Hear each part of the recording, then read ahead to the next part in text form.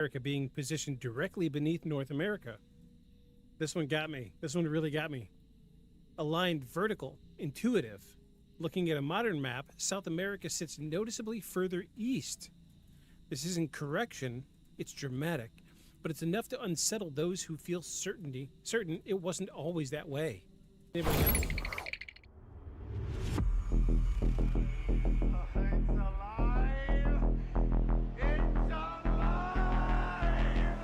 Creature like that, how would it ever die? And this monster starts running right at me. Annihilated by nuclear bombs.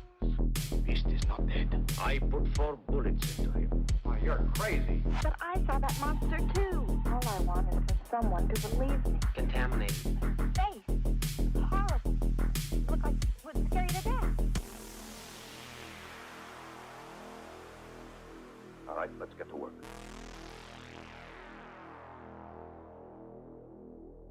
Feel the shadows.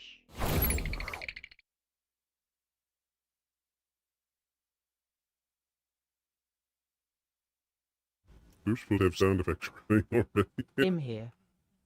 Shark, how you doing? Wow, I For really... Siren OMFG. Yes, Hazel picked this one this week. This is all her. Wow. I totally dropped the ball in the intro. HAIVICCIEWAIFU. This is my wife, everybody. Shark, you haven't Hello, met her nice to meet you. yet. I absolutely dropped the ball. Oh no, I do have the main mic deep thing going. Oh geez, yeah, I dropped the ball big time. Nice to meet you. So much for her spooky intro. We were kind of distracted reading into things beforehand. So, whoops. Here we are though. We're ready. Yes, we're actually gonna do the intro now. I'm sorry. We got NP lol, I tend to lurk. no, it's all good. I saw you popped in a little bit ago. Thanks for being here. Let's knock this intro out. Let's do it. The shoreline was empty when they found his shoes, neatly placed side by side. The tide hadn't reached him yet. His phone was still in his jacket pocket, last unlocked at 2:13 a.m. No outgoing calls, no texts, no sign of distress. Witnesses said he'd been standing alone at the water's edge minutes earlier, his head tilted slightly as if listening. When asked later why he walked into the surf fully clothed, no one had an answer. There were no drugs in his system, no history of mental illness, no note, just cold black water, and whatever he thought he heard, calling his name. This week, on Beyond the Shadows podcast, we're discussing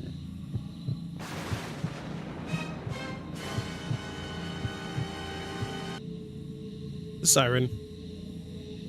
Yes. All right. Audio transition. Siren, resist the call. Resist the call. Okay, now we're back on track. Everything's rolling like it should be. Welcome, everybody. I'm your host, Victus, And I'm Hazel. and this is Beyond That's the Shadows also a game podcast. lol. Resist the call. I've heard of it. Yeah, maybe that's why. I think I almost put that in as the title, is Resist the Call. I know we had like 15 of them we were looking at for the title.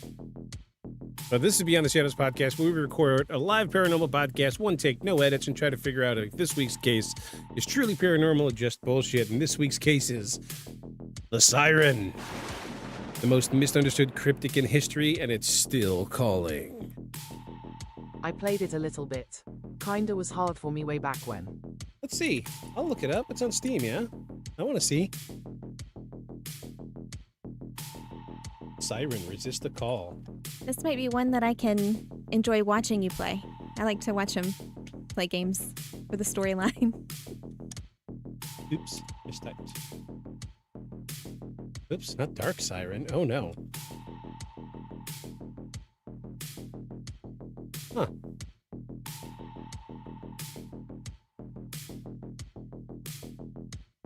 I don't see it. Is it not on Steam anymore?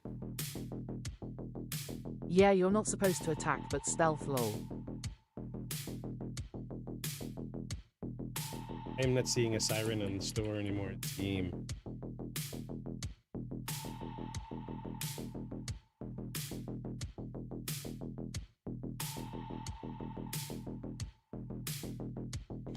There's one that has very Adventure Time shaped graphics at the top. Hey, which one?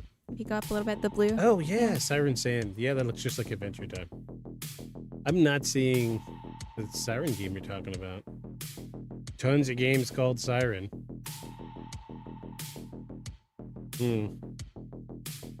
Games disappear from Steam. They do that. That's what they're good at.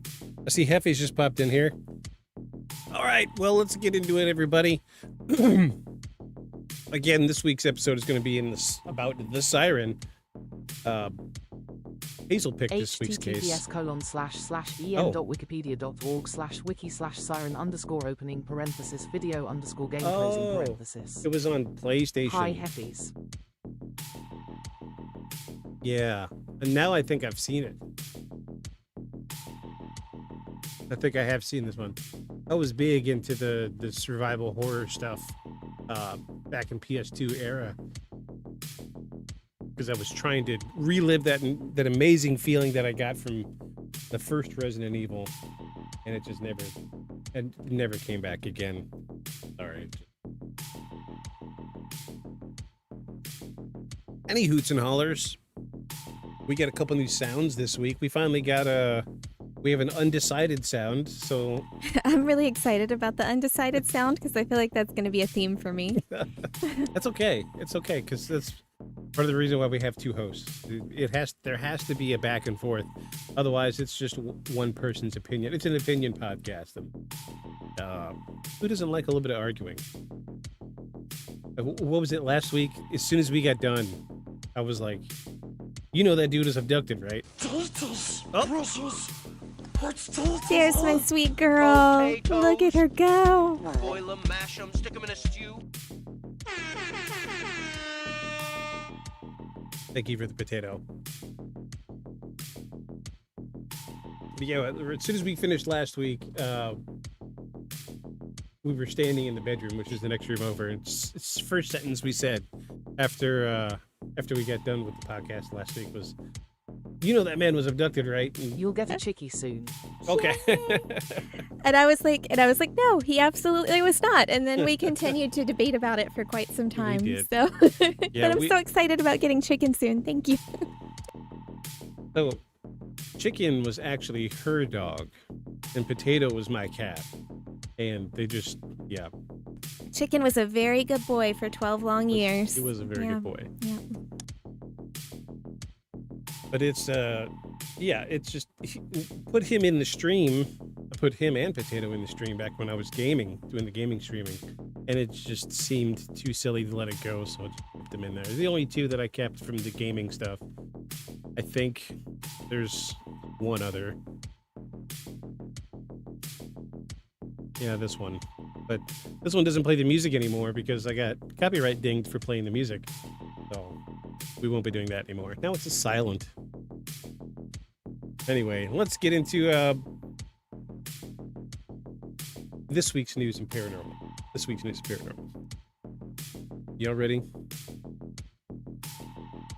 Welcome to this week's News and Paranormal, where we break down the strangest headlines from this past 7 days. No fluff, no filler, just what's making waves in the paranormal world. Are y'all ready for it? This week's news in paranormal. But first up, we got Navy pilots report trains medium. What?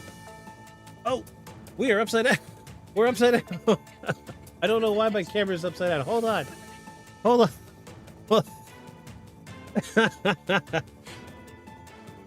Jeez. Yeah, I don't know what's been going on lately. Haven't had much luck at all. There we go. We're right set up. Let's go back. Hold on. Before we get into this week's news and paranormal, Jaden gave a random sub and it went to me, LOL. Oh, sweet. It's good that it went to you. Fantastic. Jaden, glad to have you here. Yeah, we were hit by ads. Thank you so much. Thank you so much. You guys are the best. My two favorite regulars, Jaden and Shark. Shark's always here. There for a while there, I was having to message her, like I think middle of season 1 or season 2, I started messaging her to let her know every single time this podcast started because she wanted to watch, but So I have to do the obvious thing and just quickly mention that my very best friend, who is currently working in California, she's a travel nurse. She and her fiance are both travel nurses, and she loves to dress up as a shark. Anytime she has a really great shark outfit. So if you'd like, I will have Victus send you a picture, one of the many, with her as a shark. Yeah, I'll send it over. Shark loves sharks. She's a shark fan. Yeah, there was a weird issue. It wasn't notifying me. Greater than _ less than. ASHRK lives matter. Yes. So Shark is such a regular on the show that she got her own emote. There it is. Yeah, she got her own shark. What else did we had? I think.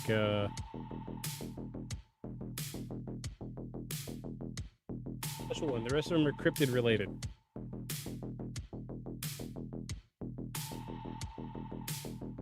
There you go. Thanks for the random sub. Saying. Oh, jeez.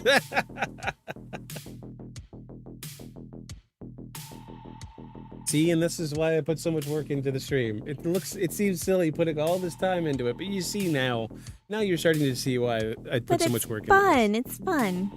Now that I have access to it. Less than _ less than.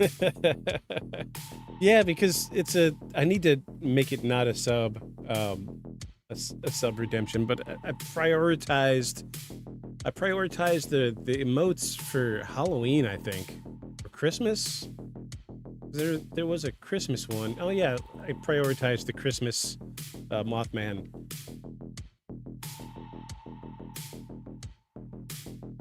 Yeah, I may or may not have paid for an emote pack because I just didn't have time to animate all these by hand. I remember when you bought that one, and I thought it would be really great if we could use it in so many other places and so many other ways. Yeah. I mean, I paid for it. Technically, I could do what I want with it. Yeah. Make good stickers. It'd make a good sticker set. Anywhoots, thank you, Jaden, for your random sub, and thank you, Shark, for being the recipient. You guys rock and roll all day long. Thank you so much. We don't get many subs. I think we got one last month, and it was Blip. Blip's my regular since season 1. But okay, so it's funny you do this because she loves penguins. I love penguins. She absolutely loves penguins. For years, I've loved penguin. I She's a don't big know if penguin I'm brave enough to say that I love them as much as you love sharks, but it might be close. See, it's all coming full circle now. OMG, penguins are the best. Hey, look, we're all making friends over here. There it is.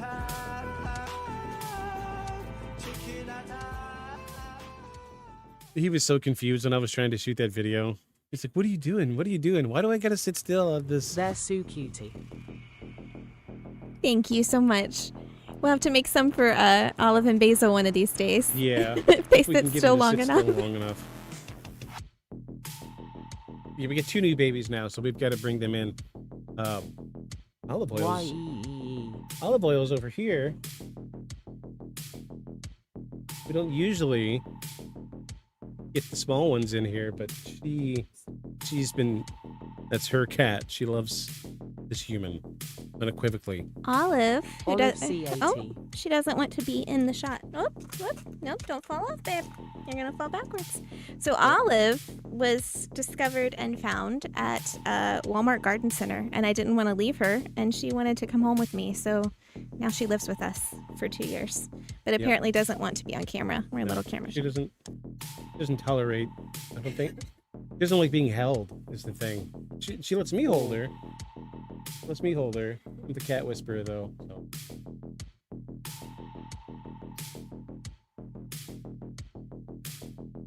No, it's totally fine. This is great. This is why I do this. It's why I do it live, because I enjoy the banter with people that watch. And I'm about to sneeze.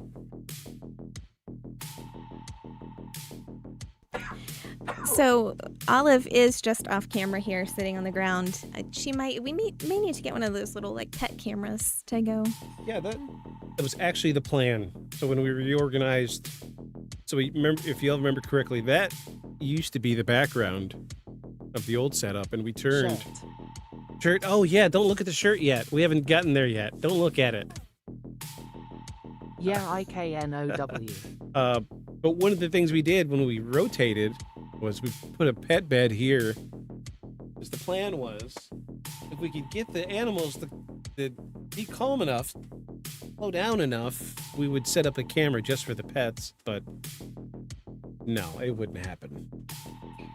Do you need to go out of order and do your shirt and then go back to the news break? Let's go. Let's get back into the flow of things and get this shirt going before I ramble too damn much. Thank you for the sub, Jaden. I appreciate that. Oh my god, I didn't realize this was just one camera. Yes. Oh I yeah. thought it was split camera for a min. Yeah, there's a clean line there. We had considered doing 2 cameras. But we had a problem getting it laid out correctly. The plan is to run multiple cameras, do like full production, end game anyway, but that comes with money because the camera, I demand a certain quality, and A JDN cat, thank you for it. yeah, thank you for the sub. But yeah, I demand a certain quality when it comes to the video and the audio, so until we're able to upgrade, we will do multiple. We'll do Now a you won't single get camera. ads. Now you won't get ads. No more ads. Speaking of ads, let's get into this week's news of paranormal. Let's go, everybody.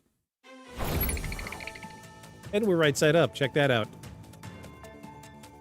All right, so first off, we got Navy pilots report a trans-medium UAP movement.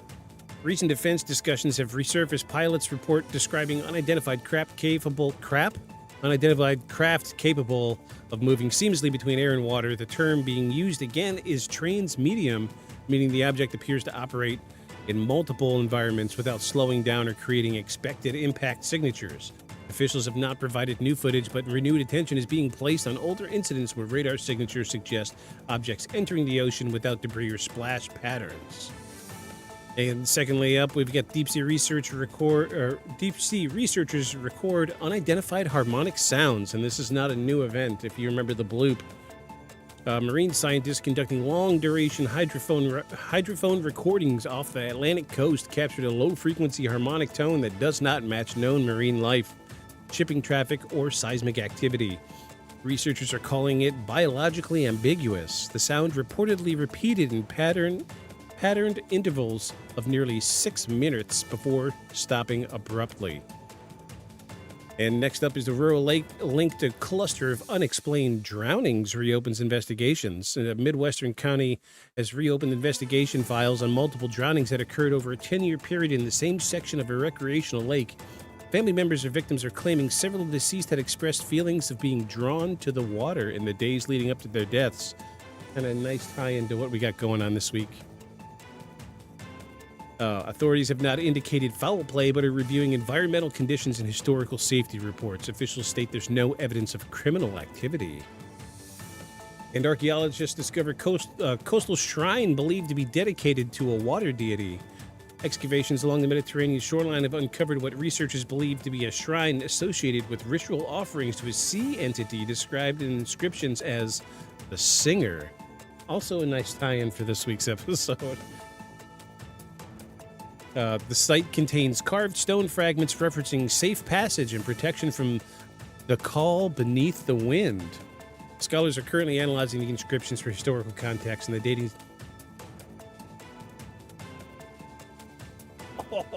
All right. Glad you're here. The dating suggests the site may predate previously known maritime religious structures in the region. And that's what's circulating in the world of unexplained this week, whether it's unidentified objects moving between sky and sea, unexplained sounds in the deep water, clusters of drownings, or ancient warnings carved into stone. The ocean continues to keep its secrets. And tonight, we're stepping directly into one of them.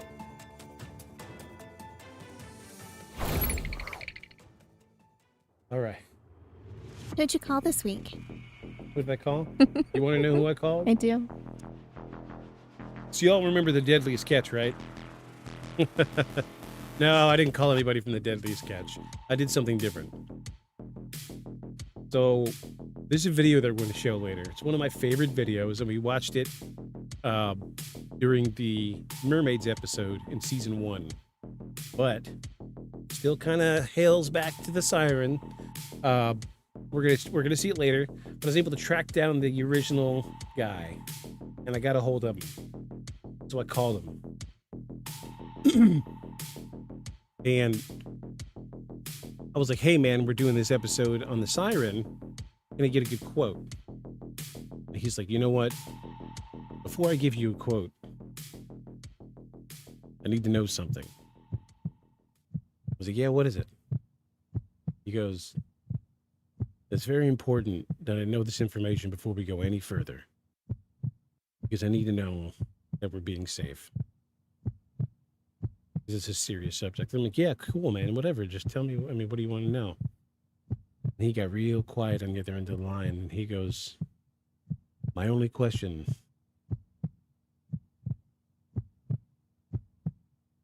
is, what shirt are you wearing today?"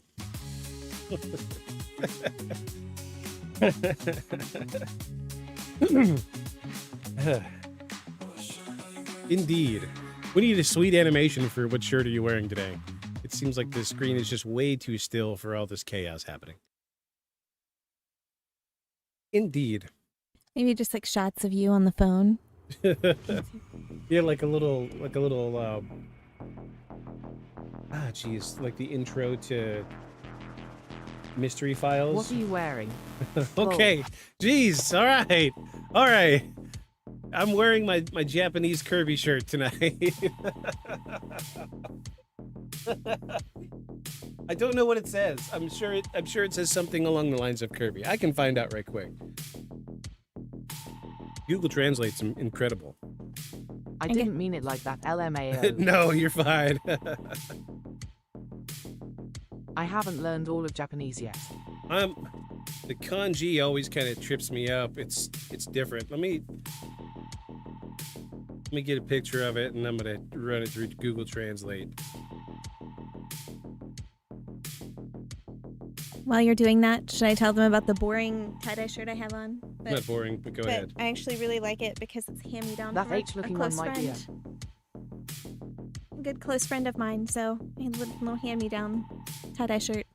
Get the To sweet. go with my my Floyd Fest cup, which if you are familiar with Virginia, you might know what that is, but yeah. It's cute to tie-dye. Get a cool over-the-shoulder thing going on. All right, the direct translation is Kirby of the Stars. I had no idea. Like, why Kirby of the Stars when they're eating food? I mean, I get stars kind of play into something with the game, but like I have a Hello Kitty shirt, and for some reason it says in Japanese Monster Kitty on the front. I don't know. It's just Hello Kitty and Friends, and then it says Monster Kitty on the front. I don't get it. I'll never understand. That's what shirt I'm wearing today. Oh, geez. All right, Zach, I see you came in there. Thanks for watching on YouTube, buddy. Y'all ready to get into this?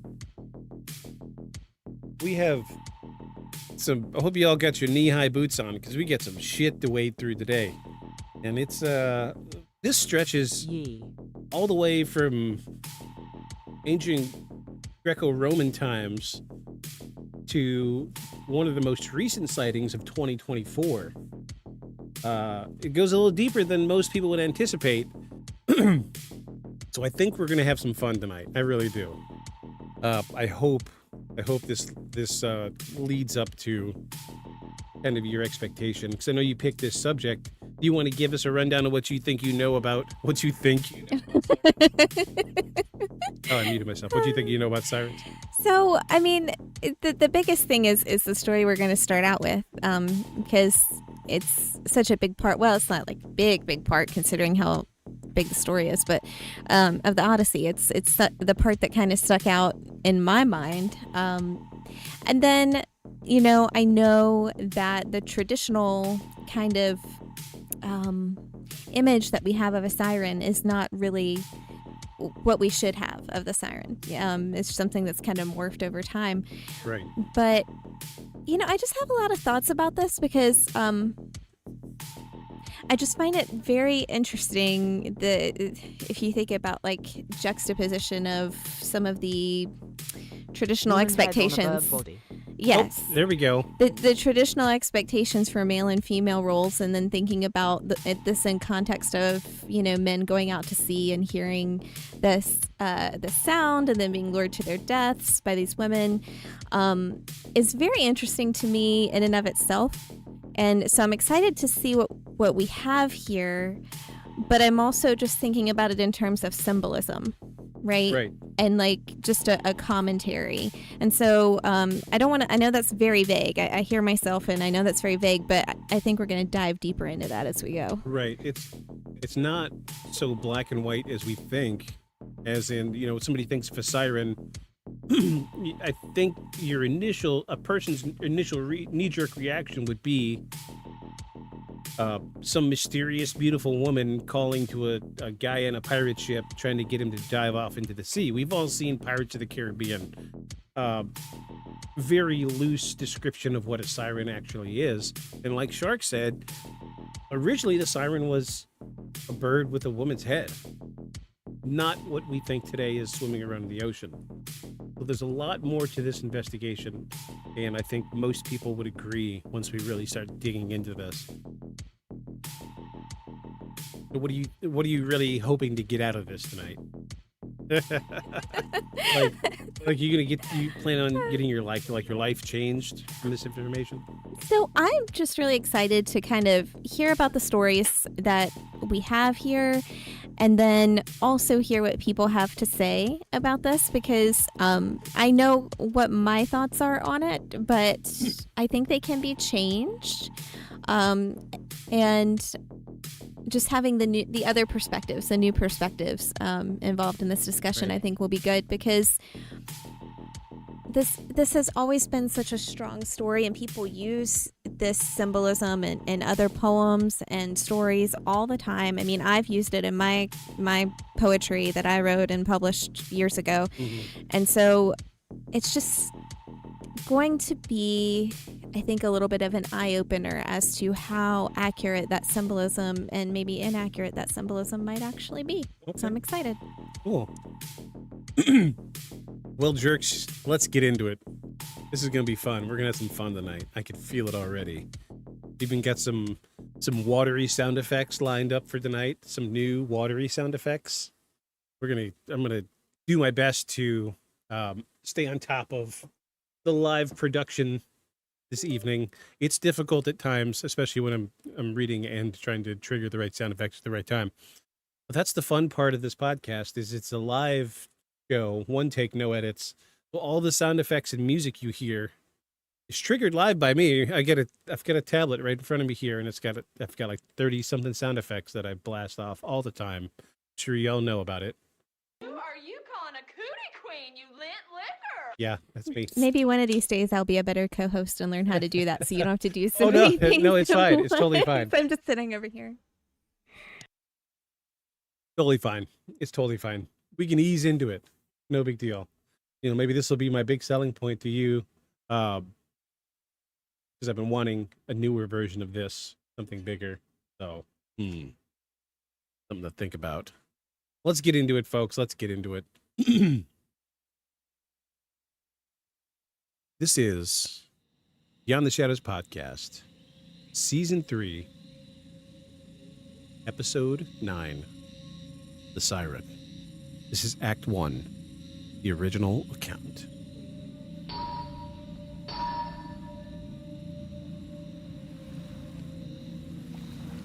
Most people think of a mermaid when they hear the word siren, but that image came much later.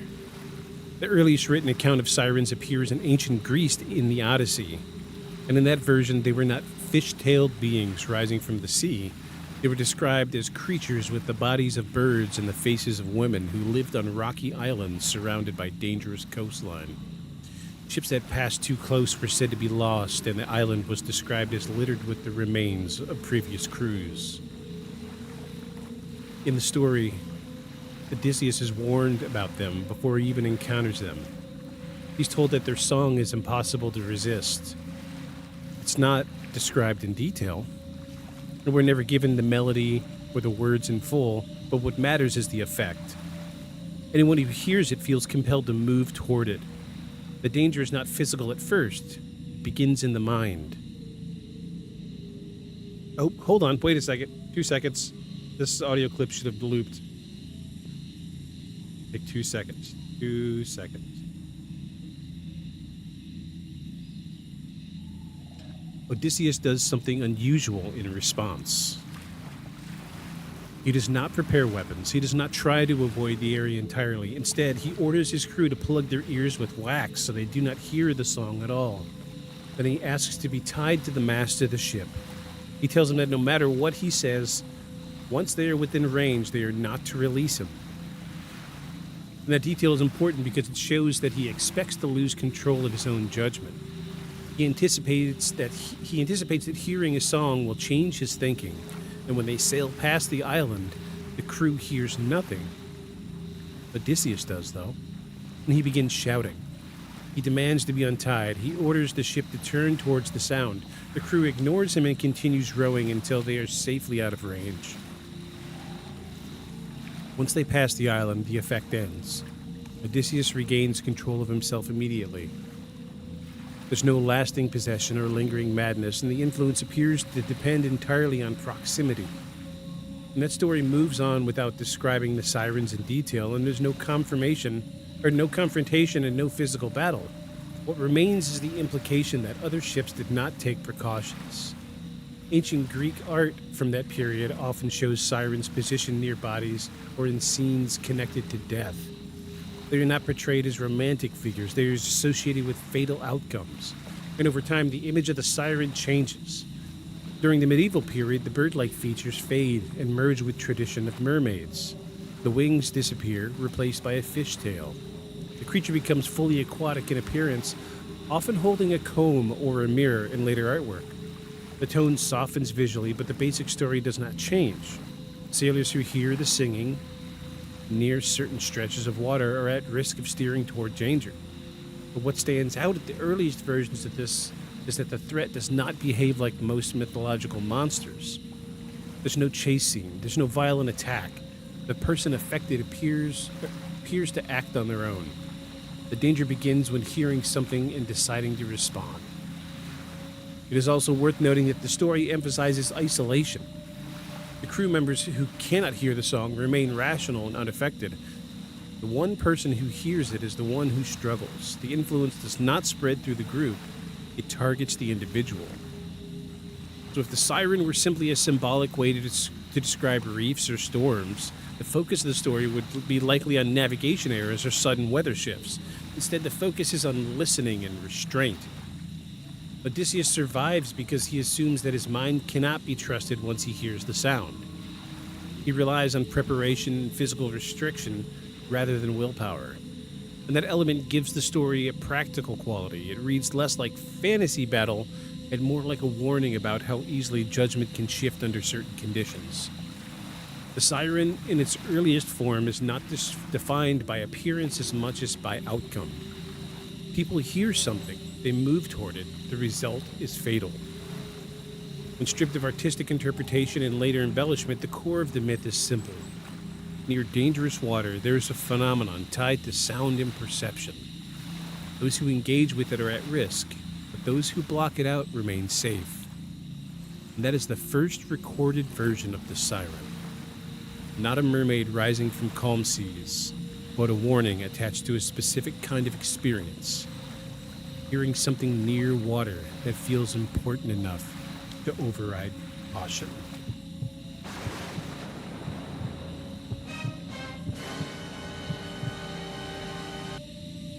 All right. So, your favorite story, I gather. Yeah, I mean, I don't know if it's my favorite, but it's my favorite part of that story in a lot of ways. I mean, it's so long. There's so many other good parts, but I really do enjoy that one. And it moves pretty quickly, but I do just like the idea of them being sort of, instead of we say a lot today, just off screen, just off paper. Yeah. And it adds a lot of threat to them because you really just, you don't know what to picture at that point when you're listening to it. So Maybe it's a silly question, but everybody else on the ship plugs their ears with wax. Why doesn't Odysseus just plug his ears with wax? Is there a reason he wanted to be tied? he wants to hear it. I mean, he wants to be able to tell about the experience, I Woo. think. Bedtime That's the- shadows, baby. Worlds of confusion. And Welcome, someone bud. can correct me here if I'm wrong because it's been a while since I've read this book and I could probably easily Google it. But I feel like what I remember is that he wants to have that experience specifically. But there's probably more to it than that. Not just the song, BTU he definitely would need to hear for his ship too, considering weather and whatnot. Right, I guess that makes good sense. That's very fair. That makes him a more reliable narrator. You're absolutely right. Yeah, High worlds. I guess you wouldn't want to I know there's people that do it, like drive around with headphones on. Hey gummy. You wouldn't want to be constantly driving around with headphones on, right? Because you need to kind of hear to navigate. So I guess it makes the same. I guess you Might hear. not chat much cause migraines. I'm sorry. I hope you feel better. I'm going to step off camera for a moment and I'm going to take our wonderful cat At child Worlds of downstairs. Confusion, all feel better. Yeah, the cat's over here trying to climb on stuff right now. She's gonna go wrangle a cat right quick. Get her It's up just out of here. threatening ATM. Furry Kidron. Her kid. Yeah, she when you don't pay attention to her, she likes, because so I've got tons of stuff piled up right here in what used to be the background, and she just tried to climb on something she's never tried to climb on before. When she starts climbing, we try to shut her down pretty quickly because my server, which is up here on the wall above me, there's a reason it's on the wall above me now because XD. it used to sit down low, and she climbed on it last year, and she ended up causing my entire server to fail, and I was not able to restore my server, and I lost tons of stuff because of that cat climbing on things. So when she climbs, we put the stop sign up because she needs to stop climbing. Oh shit XD. Yeah, wasn't my favorite thing having to format a drive that I knew should have our data on it. Lost a lot of pictures of potato and chicken. A lot of stuff we could just never get back. Just fully corrupted 3 drives, trying to climb on it, and she ripped the drives out while the server was running. But hey, it happens. You live, you learn. Now it's in a nice shielded case, way up high, where she can never get to it. That'll never happen again. I can guarantee you that. So yeah, Act 1 broke down essentially the story of Odysseus running into the Siren, our first recorded instance of Siren, historically and canonically speaking. I'll be honest, it's been a long time since I've read the Odyssey.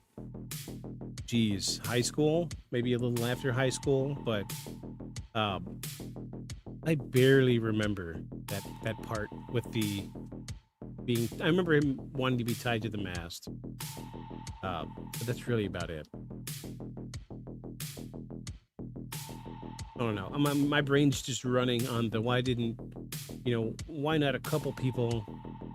Well, no, I don't know. I'm torn because I understand why he wouldn't want to plug his ears with wax for navigation purposes or just curiosity, but if it's for navigation purposes, if you're in a frenzy just trying to convince your crew to turn a certain way, wouldn't that affect your judgment for navigation anyway? So I think he does, kind of yell at them to go towards the end, and he's told them not to listen to him. So, I do, yeah. I mean, but as far as that would be tough, right? I mean, if there's other dangers other than that, but I'm not sure how much of his psyche was completely just taken over by trying to get to the island at that point. It seems reckless. It just seems really reckless, right? Don't go near the Sirens because they're going to make you wreck your boat.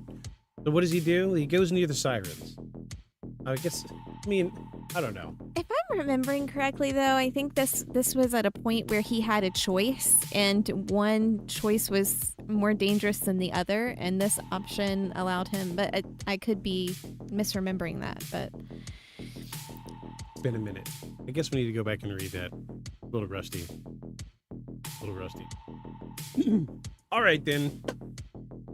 A world's confusion. I hope your migraine doesn't kick your ass too much. I know what that's like. I get migraines all the time. I know it's nighttime for you over there, so I was going to recommend a good strong cup of coffee. That usually helps me. Food and coffee helps my migraines. But if it's bedtime for you... Hopefully it won't manifest. Yeah, positive vibes. That's what it's all about. Turn the lights down. Turn your screen on night mode. Eliminate those blue frequencies of light. There's tons of blue frequencies in this scene right here. Lots of purple light tonight. Relax, relax. Turn that screen brightness down. You'll be all right. Well, all right. Let's tie off into Act 2, everybody. Act 2. I'm always on the night modes. Oh, good deal. Good deal. Yeah, you got to take care of those eyes. You really do. Let's get into Act 2. I have something I wanted to ask about the Odyssey. Oh, by all means, go right ahead. I'm all ears.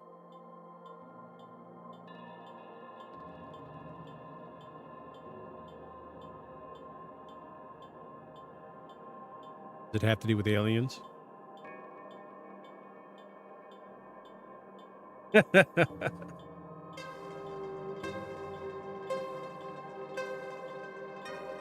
Oh no, now I'm curious.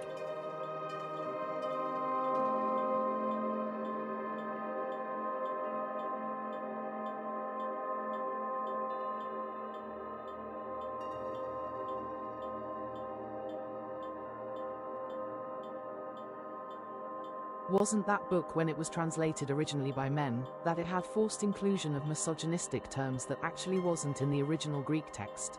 So when Dr. Emily Wilson translated it, it was discovered that to be a huge problem. I do remember hearing this, and I'm actually really glad that you brought that up, because we know a lot of text from that time period fell in similar situations, right? I mean, having men translate it often ended up with a more misogynistic depiction in a lot of things. I'm interested to hear, Shark. I mean, do you have thoughts on sirens being depicted as female, luring men to their deaths, right? The level of misogyny or any like depictions of feminism or anything like that. I mean, I'm curious about your thoughts on that, because I have some and they're not fully formed yet, and I just feel like I could benefit from hearing from someone else. Yeah, because there's definitely, that preconceived idea of being a man as being independent, and you don't need a woman. A woman is your downfall, right? Is that what you're getting at? Well, I mean, I think of it in terms of like these men are hearing the sound and being lured to their deaths, and I think of it a little bit in not the same, but when I think of sirens, I also think of Medusa turning them into stone, and I think about the stories behind Medusa, and I mean, you just think of it sometimes in terms of assault. So men who might have that impulse and act on that, and then the women protecting themselves. That's kind of the way that you initially get that vibe, and I don't know that that's correct, but that's the feeling that you get from some of the older stories of it. Well, yeah, I mean, in the ancient times, literally speaking, it was a man's world. It was a man's world, and anything considered, I mean, that's why the majority of the most evil creatures in Greco-Roman mythology were female. I mean, pick out things like Minotaur, but like even within like the pantheon of the gods in Greek mythology, the women still held a greater danger.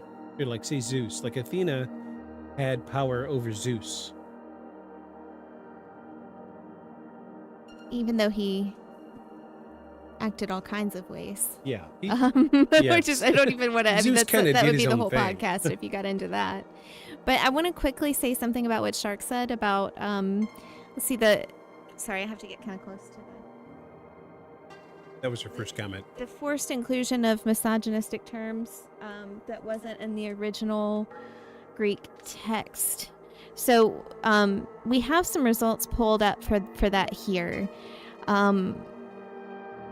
But it also makes me consider the way Penelope was depicted in this.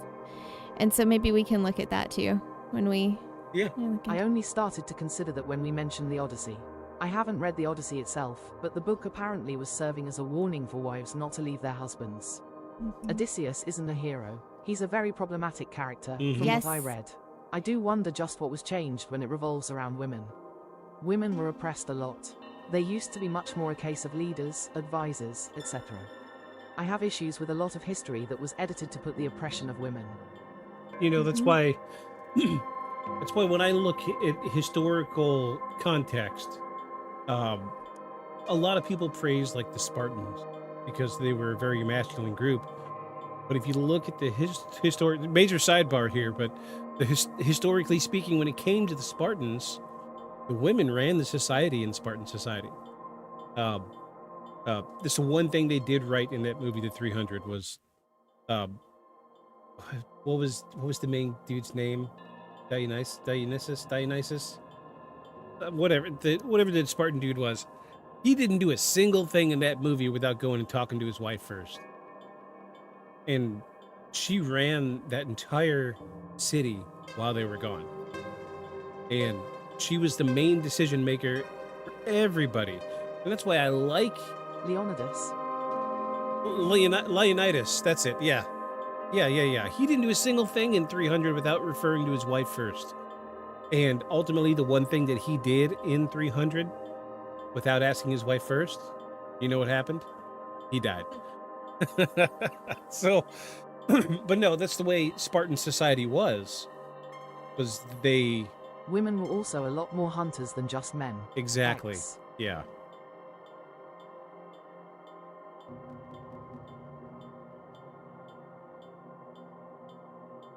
You want to unmute your mic for a second? Unmute? What do you want me to look up? I want you to look up Penelope, the book Penelope. What about it? Just, I want to know who it's by. No, we Nope, want to do... not the 2006 I think movie. it's Margaret Atwood. I think she wrote it, but I'm not sure. Or maybe that's not it. Jeez. Okay, I think that... Can you do a retelling of the Odyssey behind her name? Oh, fun fact. We romanticize Hades, but that was also an issue where Hades was actually more problematic than Lethon. Mm-hmm. Zeus is a shit being lol. Oh yeah, Zeus is a real Yeah. piece of work. Okay, yeah, the Penelope... I'm probably going to say this wrong. The Penelopiad, by Margaret Atwood. Shark, I think you would really like that because I read it and really enjoyed it. It's supposed to be a retelling of the Odyssey from Penelope's perspective, so his wife. And it's much better, I thought, than the Odyssey. But that was my opinion.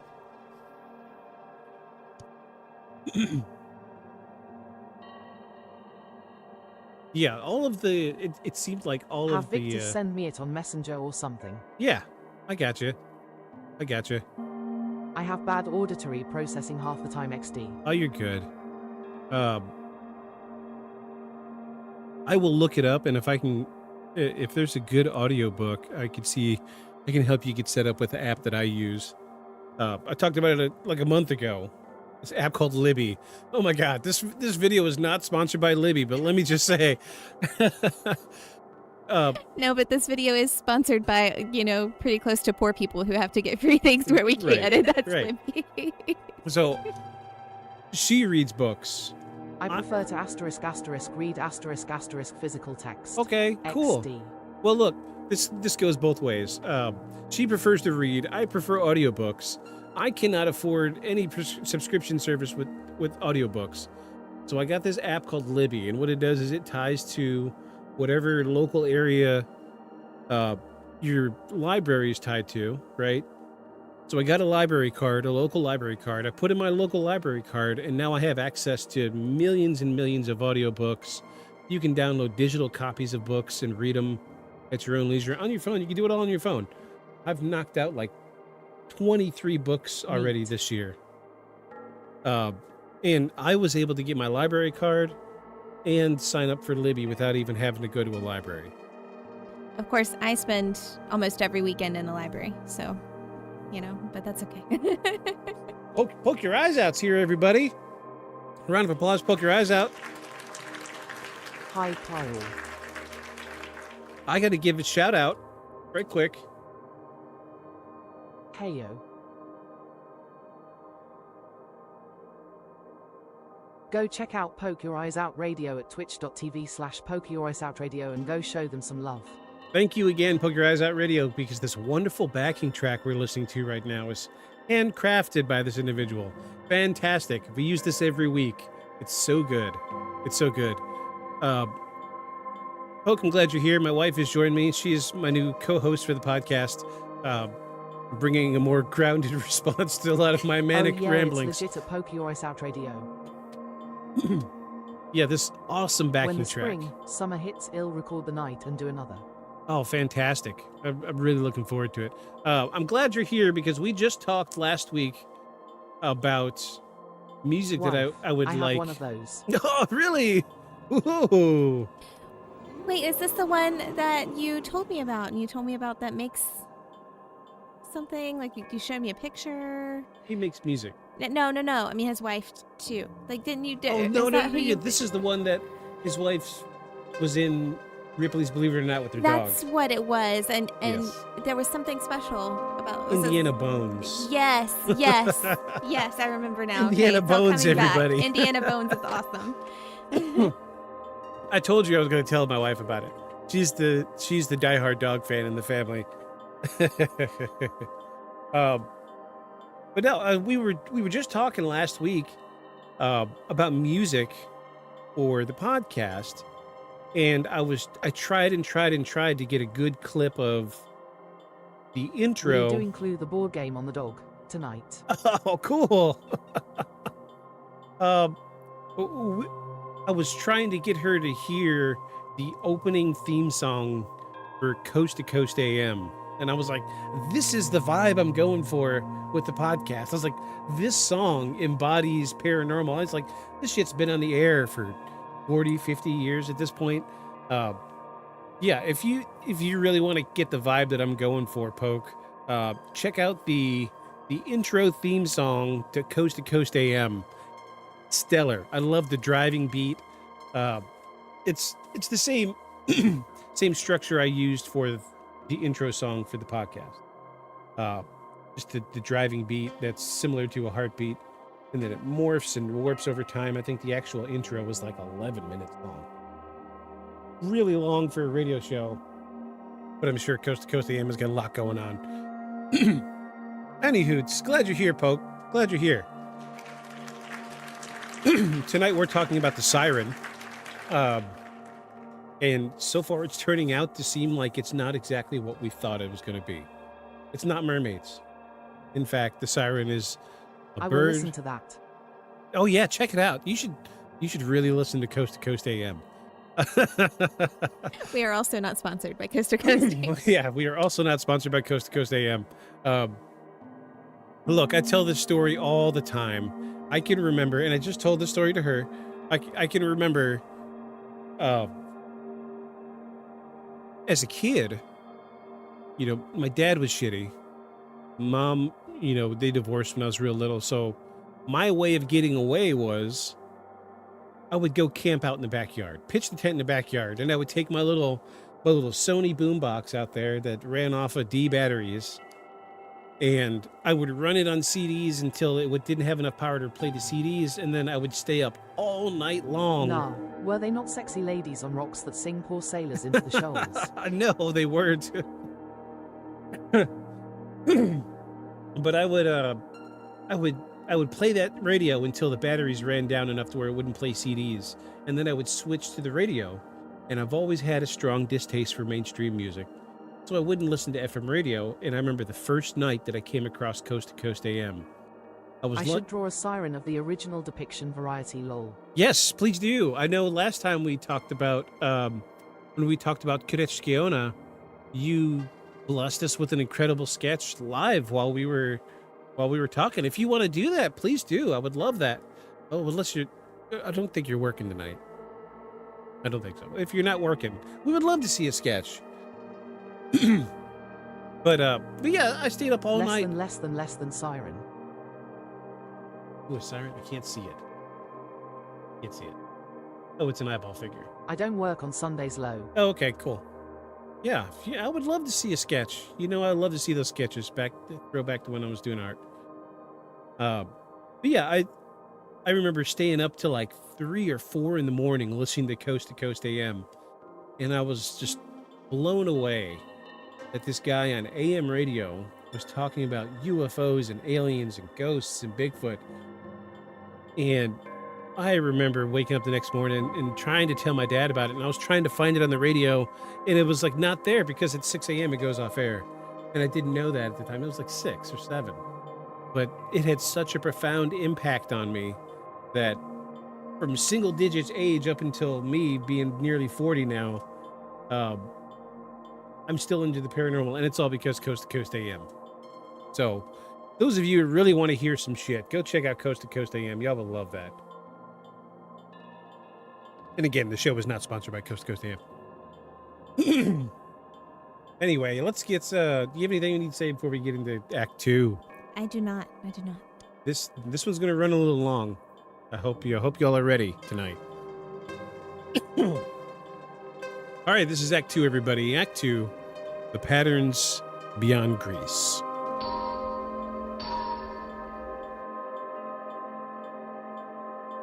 So what makes the siren more than just an isolated Greek myth is the fact that the same basic structure shows up in cultures that had no contact with each other at the time these stories were developed. The names change, the imagery changes, the geography changes, but the behavior stays remarkably consistent. In Slavic folklore, there's a figure known as the Rusalka. In earlier traditions, the Rusalka is often described as a spirit associated with water, particularly rivers and lakes. Some stories connect her to the woman who died by drowning, while others portray her as a water-bound entity that appears at night near the shoreline.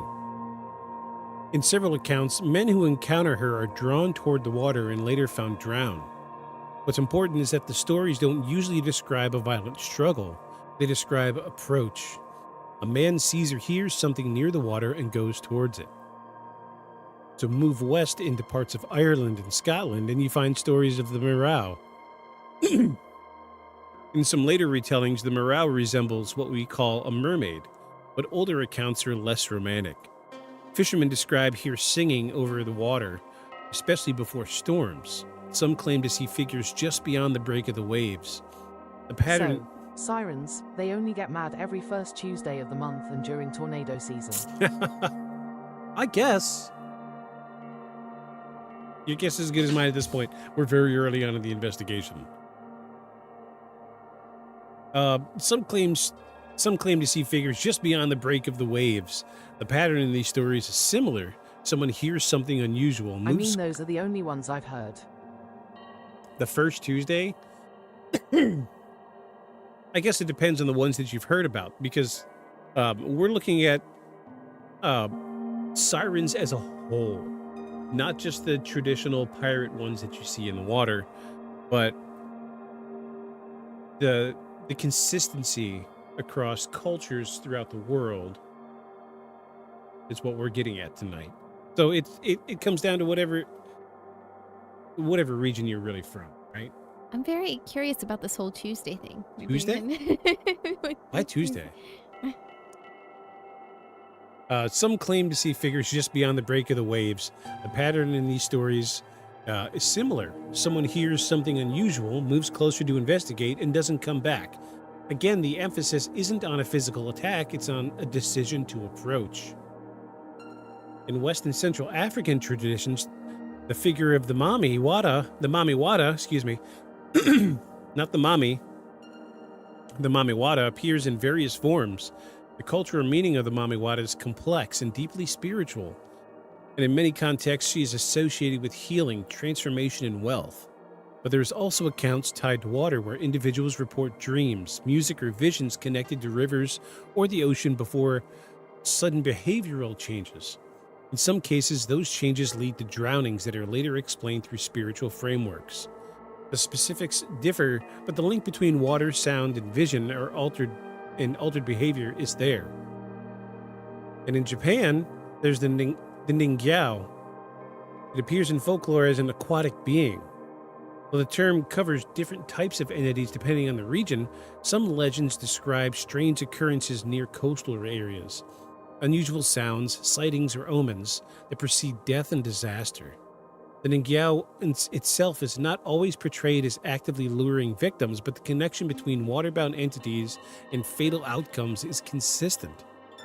The question isn't whether these figures are identical, they aren't. The question is why so many separate cultures develop stories about something near water that influences human behavior in ways that lead to drowning. It's easy to say that all coastal societies develop water spirits because water is dangerous, and that part is true. Oceans, rivers, lakes are unpredictable. Currents shift, weather changes. People overestimate their swimming ability. Accidental drowning has always been a reality. But these stories don't just say water is dangerous. They say something more specific. They warn about responding to something. They caution people not to answer when called from the shoreline at night. They advise restraint. They imply that there is danger, that the danger begins before the water is even touched. In some Eastern European traditions, children were told never to respond if they hear their name being called near a well after dark. In parts of rural Britain, it's considered unwise to follow singing heard across marshland at dusk. These aren't abstract warnings about currents. These are behavioral instructions. Don't answer, don't follow, and don't step closer.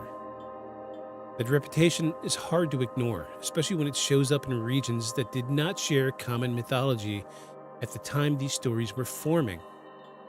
Another detail that carries these traditions is isolation. The experience is almost always individual. One person hears something and others do not. One person feels compelled to move forward, the group remains unaffected. This mirrors the original Greek account exactly. Odysseus hears the song, but his crew does not.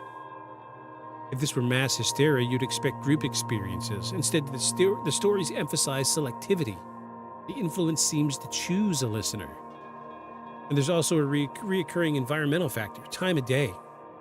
Many of these accounts specify twilight, fog, or night, reduced visibility, quieter surroundings, water that looks flat and harmless on the surface.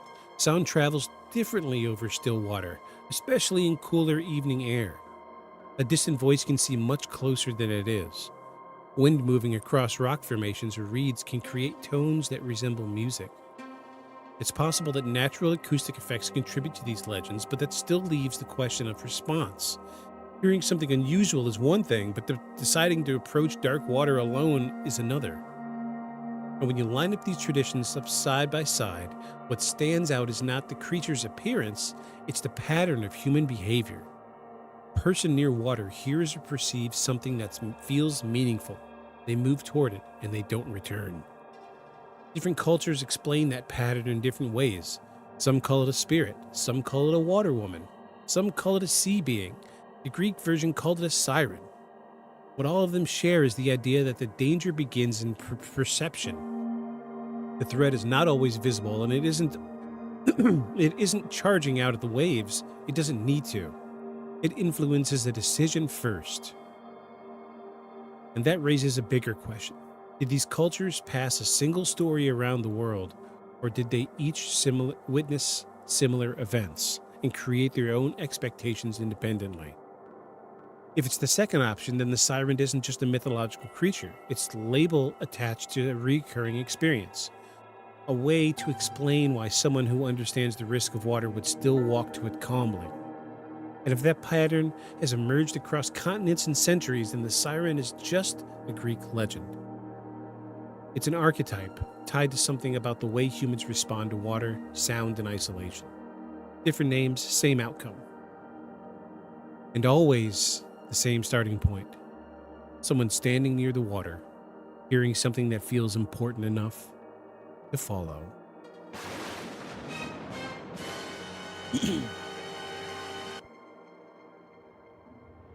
There was a lot to take in. That was a big one. Yeah, so something you said there at the end, if the pattern has appeared across continents and centuries, then the siren is not just a Greek legend. And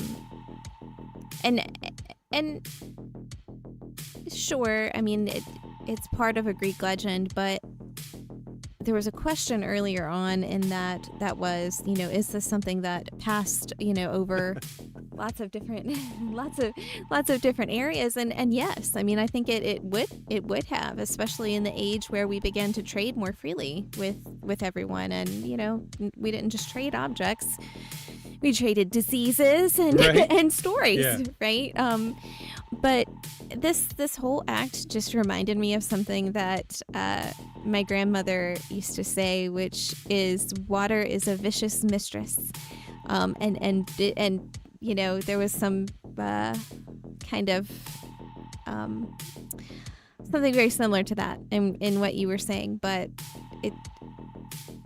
it's dangerous, Yeah. and it's beautiful, and bad things happen on and near water, and for someone to be able to blame it on something, I mean, it just that connection makes sense to me, I guess. Right. I found it really interesting, and I never drew the parallel until I read that part. When it comes to folklore, we see a lot of stories about a single individual being pulled in, and how that parallels the Odyssey. How Odysseus was the only one that heard when his whole crew didn't. So it makes you wonder if all of these tales from around the world aren't pulling that same story in the lineage of the Odyssey. But here's the kicker. Those societies produced these stories at the same time, but they had no cross interference. Somebody who had been around during when the Odyssey was written would not have run into somebody from Japan. And the lore about mommy, what was it called? Mommy something? Where'd it go? But Mommy Wada. Can you look up when that one occurred, and then when the oral tradition of the Odyssey is first documented?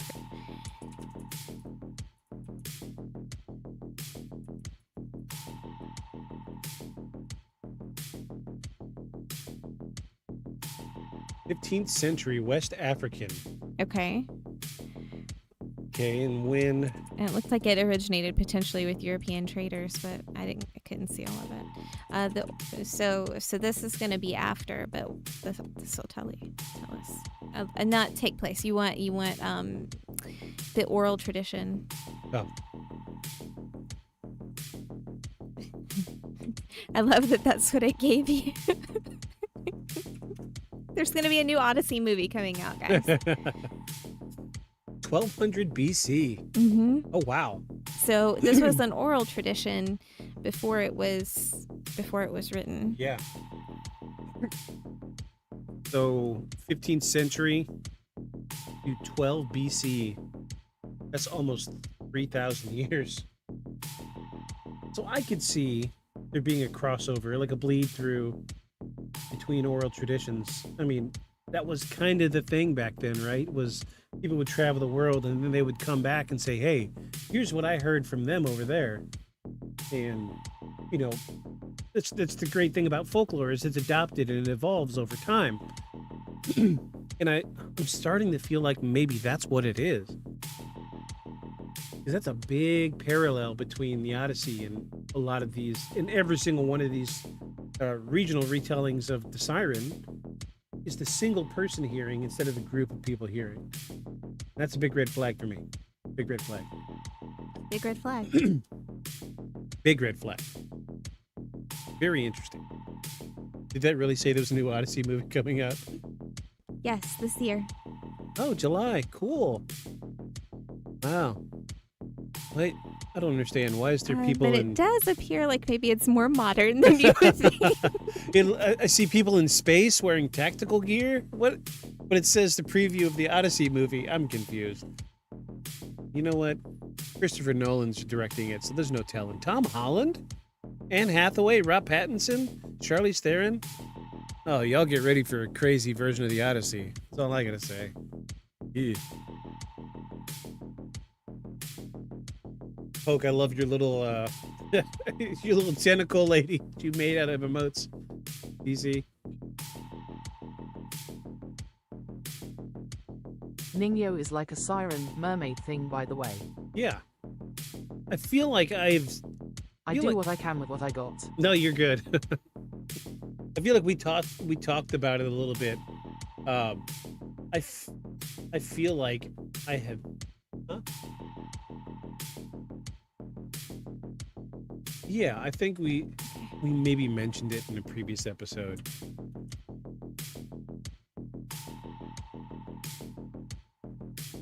Not the depiction I was thinking of.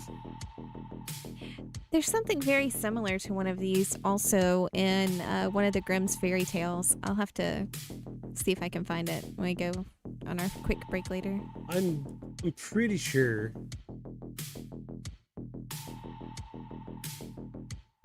I'm pretty sure we talked about it in Mermaids, or with Mermaids. Yes. We did touch on it very briefly.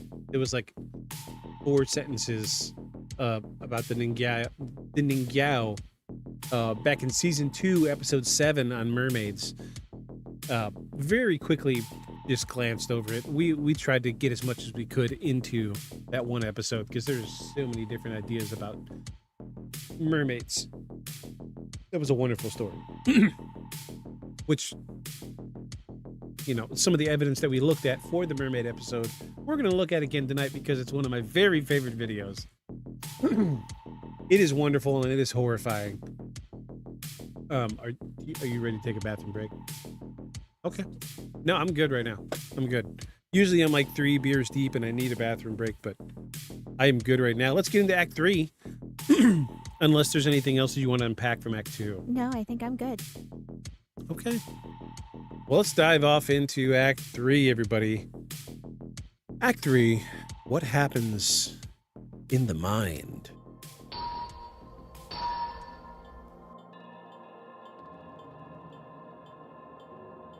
So if the siren is an archetype built around a behavior, a pattern or behavior,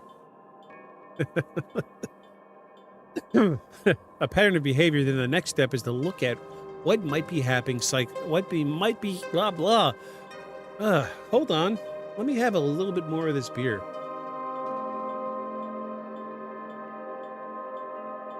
Then the next step is to look at what might be happening psychologically and physically when someone stands near water and feels compelled to move toward it. There are several known environmental and neurological factors that can affect perception near large bodies of water. One of them is acoustics. Sound behaves differently over water than it does over land. At night, especially when the air is cool and temperature layers shift, sound can travel further and with less distortion. A conversation happening hundreds of yards away can seem much closer. Wind moving across rock formations, docks, reeds, or hollow structures can produce tones that resemble voices or music. These aren't supernatural explanations, they're physical ones. And there's also something called infrasound. And if you remember our episode in season 1 about the Dyatlov Pass, this came up. Infrasound. INFRA, infrasound. This was one of the prevalent theories about what caused the what's the word I'm looking for here? The feeling of dissociation that the skiers at the Dyatlov Pass had was infrasound. And these are low-frequency sound waves below the range of normal human hearing. We don't consciously register them as sound, but our bodies can react to them. Infrasound has been linked to feelings of unease, anxiety, and the sense that something is present when nothing visible is there. Large bodies of water, especially in combination with wind and uneven terrain, can generate these low-frequency vibrations naturally. But sound alone doesn't explain why someone would step forward into danger. There is also the psychological state of isolation.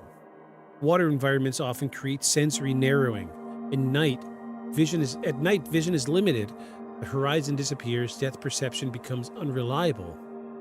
The repetitive motion of the waves and the steady rhythm of the water can have a hypnotic effect on some individuals. Studies on sensory environments show that repetition and low visual stimulus can alter focus and increase suggestibility, especially if someone is already tired and emotionally stressed. Then there's something known as the call of the void. It is the sudden intrusive thought to step off a high ledge or veer into oncoming traffic. It doesn't necessarily indicate suicidal intent. It's a fleeting impulse that most people immediately dismiss. Psychologists believe it may be the brain's way of testing boundaries, briefly stimulating a dangerous action before rejecting it. And near water, especially dark water, that boundary can feel thinner. The edge is not clearly defined. The surface can look calm and shallow even when it isn't. Intrusive thoughts. Intrusive thoughts, indeed. Yeah, so sidebar right quick. What was that game in VR that I used to play? The one where you're standing on the board? And I tried to get your parents to do it. Yeah, I can't remember. What, yeah, and my mom does not need to. I did it one time, and one time was good enough. But yeah, I can't remember what it was called. But you can walk to the edge of the board, and then you can jump off if you want, and it gives like the 100 stories up. Yeah. And all you have in front of you is like a 2x4. Yeah, it's Rick's board or something. Something like that. Yeah. And when you already have anxiety, it's Jesus not great. LMAO. Yeah. So I already have a lot of anxiety. I So know to what like you're walk talking out, about. yeah, to like walk out on the edge. I think it's funny because you couldn't tell because I had the headset on. I think I closed my eyes the whole time. Like I just. Richie's plank experience. I'm just gonna pull up this picture. I'm just gonna show you guys what we're talking about. This is a VR game. We're upside down again. What the fuck? Ah, geez. The universe does not want us to be right side up tonight. I don't know why it rotated. I really don't. So this is a screenshot from Richie's Plank experience. And it's a VR game where you literally walk out on this plank and you're like 100 stories up. And you can fall off the side, you can fall off the edge. And I have real intrusive thoughts IRL whenever I am on the train platform. right? And then people are like, oh, my intrusive thoughts win. I dyed my hair or ate this entire bag of chips. I've seen this game, haha. Right? Yeah, I'm not gonna lie. I did traffic control for a good number of years. And I can recall a few times standing on the shoulder of the highway in the middle of the night, watching semi-trucks ride by, and just going, I could just step out. What would happen? And just like you said, it's, your brain kicks in. It's like, no, we've tested that boundary. Let's back up. But no, Richie's Plank experience, this screenshot right here, first time I played it, I just ran off the edge. And I'm going to tell you, when you drop, it feels so real. It feels so fucking real. I feel like Aeon did this when he Yeah. yeah. And I feel like I watched him do this. And Didn't he drop to his knees or something? I think that's possible. Yes. So for those that don't know, we used to live, like 45 minutes away from Aeon. And he used to come over all the time. Him and his husband used to come over all the time. And when I first got my VR headset, I got him to do this. And I'm pretty sure he dropped to his knees when he jumped off the edge. It was a blast. It was so much fun. I've recently recharged my VR headset because I'm like, I should get back into it. It's been 2 years since I touched it, but no, this is, it's a really interesting game because it does give you that knee-jerk reaction when you're up there about Should I just jump? Sorry for the dark turn, lol. No, you're good. You're totally fine. You're totally fine. But no, it's a nice sidebar because it is there. It's a lingering thought. I mean, everybody's had that thought. I mean, maybe not everybody, but you know. I think enough people in the world have had that thought and backed off from it to have said, Right. yeah, And, beyond eating a whole bag of chips. right? Which I do a lot. I don't know if we can describe that as. I do know people describe it as intrusive, but I don't know if we can say it's intrusive as much as it's a whoops. Thank you. But Yeah, you really want to get your anxiety up. There's a guy. Oh Jesus! I think about this video all the It's time. impulsive. Right. There's this guy who does Impulsive parkour. thoughts, behavior. Exactly. That's my problem. We went grocery shopping today, and I'm like, I've got 5 things on my list, and I still left with a shopping cart full of shit because I'm impulsive. But there's this guy who does parkour, and this video unfortunately lives rent free in my head. This guy's at the top of a fucking skyscraper. I don't know what city it's in, but he goes to do like a little twisty flip thing. Does his little twisty flip at the edge of the building, and then loses his footing and falls over the side. And it replays in my head constantly. I have a horrible, crippling fear of heights. And that video, I don't even want to play it because I have bad dreams enough as it is. yeah, let's not play it. We'll No. just believe that it exists. Just believe it's horrible. Okay, where were we at? Intrusive thoughts. Is he dead? Oh, I'm certain of it. Absolutely certain. Now I want to show you. I don't think I can handle it. So He is so high up. The last thing you see is him reaching back for the edge, and he's easily as high up in the air as he was in that screenshot from that VR game. He did. We say it all the time. He did. I don't need to look into it because I know he's dead.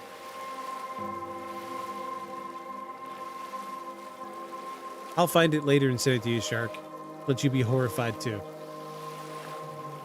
All right, where were we at?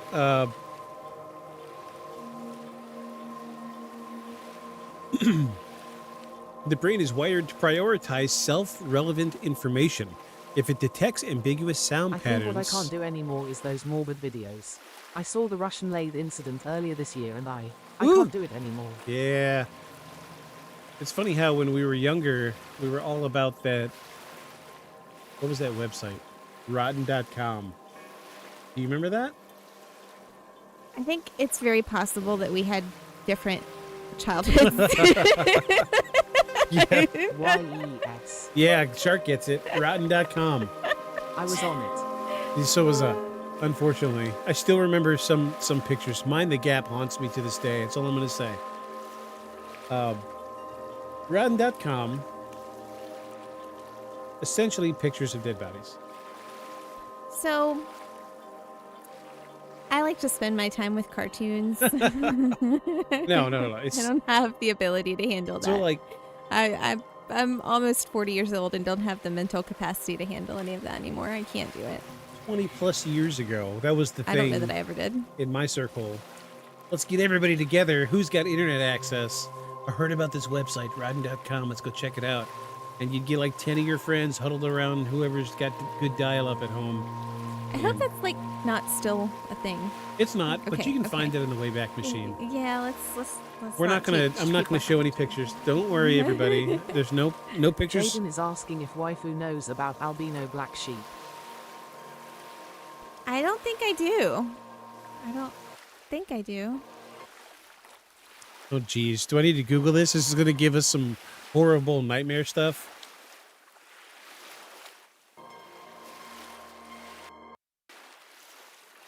If it's nightmare fuel, we're just gonna skip past it.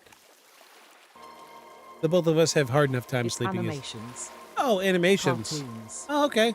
Lol. Then I think that's right up my alley. I might be spending time with this for the rest of the evening. Oh, forgot the internet animations. Okay. Oh, know No, that one? I don't know about this, but I can already tell that I'm going to spend a lot of time looking at this. The early animations on the internet are great. I love them. Like, what was it? ASDF video or ASDF movie.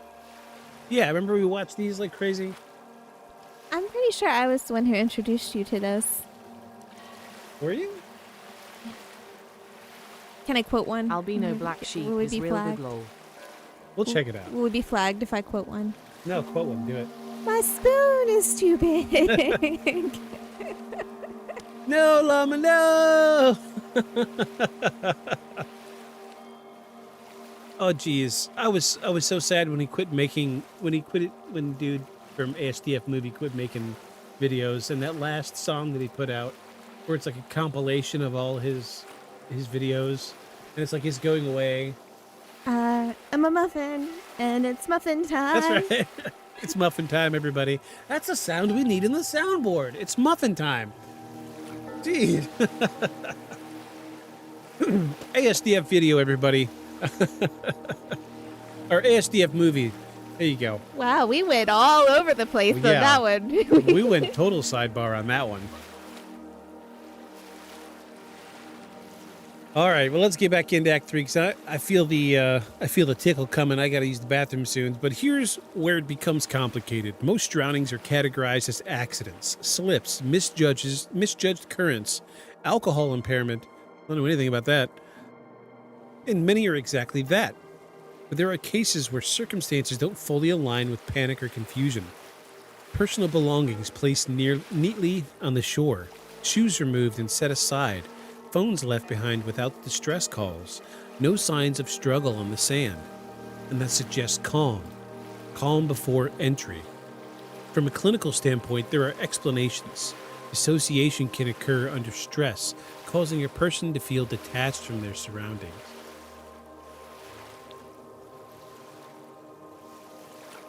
Temporary cognitive impairment from fatigue or substance use can reduce risk awareness. None of these explanations are impossible, but none of them fully account for the long history of stories centered specifically on sound near water, leading to voluntary approach. What stands out as the earliest Siren story is not chaos, it's certainty. Odysseus is convinced that he must move toward the sound. He doesn't hesitate, he doesn't debate, he reacts with urgency. And that reaction mirrors certain documented neurological events. In some seizure disorders, individuals report intense auditory or sensory experiences just before losing awareness. In rare cases, temporal lobe activity can produce deeply meaningful auditory sensations. These events are usually brief and they don't automatically result in dangerous behavior, but they demonstrate how strongly the brain can generate convincing experiences without external stimulus. The question becomes whether the environment near water increases the likelihood of those experiences in some people. If wind, vibration, darkness, isolation, and emotional vulnerability converge in the same place, it creates a condition where perception can shift, and if perception shifts just enough, risk assessment can change with it. Ancient cultures did not have language for infrasound or dissociation. They did not describe auditory pareidolia or neurological events. They describe a voice. They describe a song. The Siren myth may have been an attempt to give shape to something that felt external but was experienced internally, which is a really interesting point. We'll touch on that here in a little bit. But even with modern science, there's still a gap, because environmental factors can explain mishearing. Psychology can't explain intrusive thoughts, or can explain intrusive thoughts. Yes, yeah, Shark and I know all about that. Neurology can explain altered perception, but what remains harder to explain is why the same structure, hearing something meaningful near water, moving toward it, and dying, has been repeated often enough across history to become a global archetype. Maybe it's coincidence, layered over environmental risk. Maybe it's a collection of unrelated incidents woven into story. Or maybe there's something about water environments that interact with the human mind in ways we still don't fully understand. The siren, in that sense, may not be a creature at all. It may be a moment, a brief shift in perception at the edge of deep water. And in that moment, the difference between standing still and stepping forward is everything.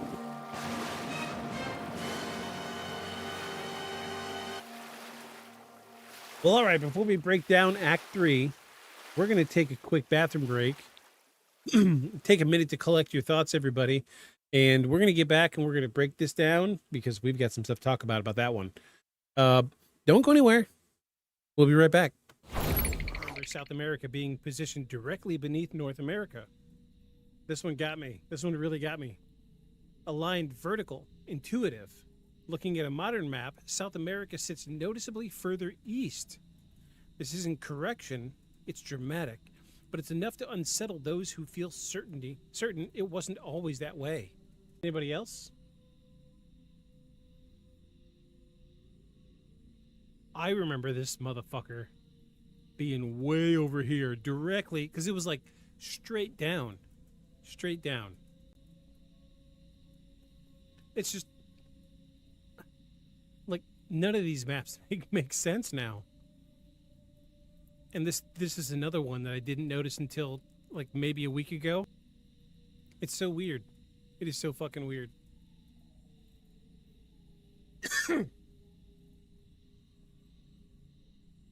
Like none of these images even look right.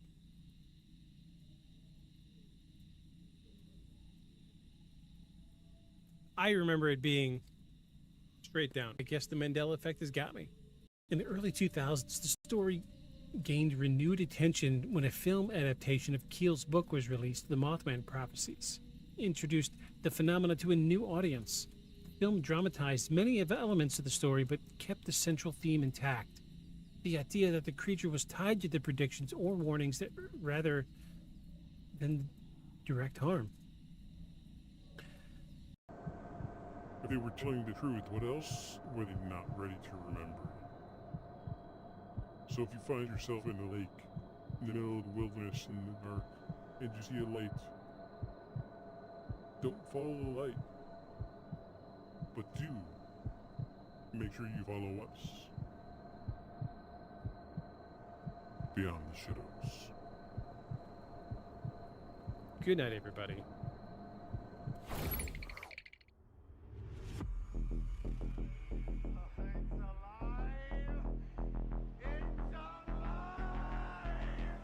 Creature like that, how was it ever done?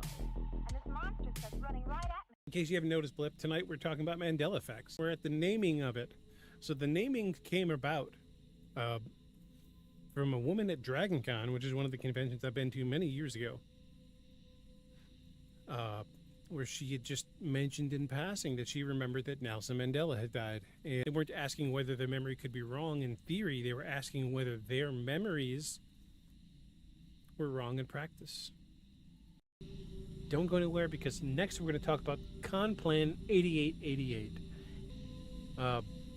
We're getting close to the end, but I want to talk about this, and this is very important. We talked about it earlier, mentioned it, but I wanted it to be kind of a precursor of what we're going to talk about tonight. Don't go anywhere, because next we're going to talk about Con Plan 8888. Fake pregnancy test? What? Those are really... I was just telling her I really like that last reel that played. Con Plan 8888, I think it is actually the United States government's contingency plan for the zombie apocalypse. Okay. It is a full contingency plan, like what to do in case of people zombies, cow zombies, chicken zombies, mice zombies. There's a massive, like 480-page document about a government's contingency plan of the zombie apocalypse. Sorry, that's my thing. I talk about it. I know that one really excites you, so. You know I love my zombies. All right.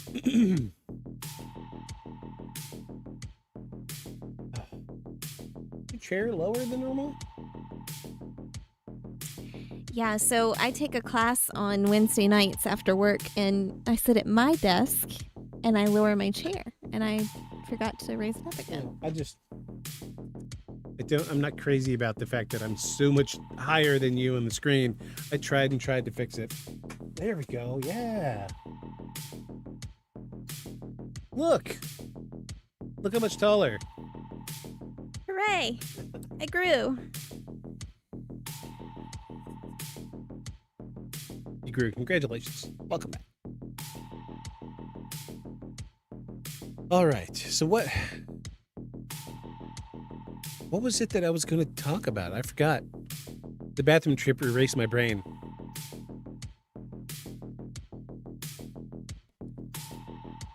So, on your script, go back down a little bit because it's going to jog my memory. So you said That right there. yes. Ancient cultures did not have the language for infrasound or dissociation.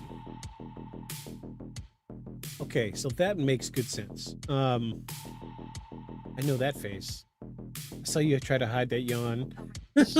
I did. He's right. He's right. Well, okay. So our bedtime is usually about an hour and a half from now, and so that's why. Yeah.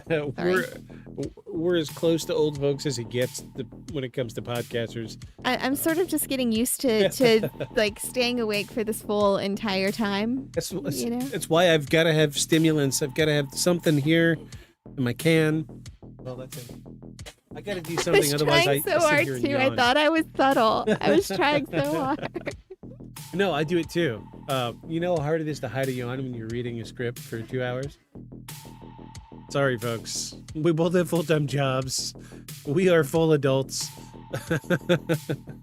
And I've been getting up at 4 a.m, so it's kind of, yeah.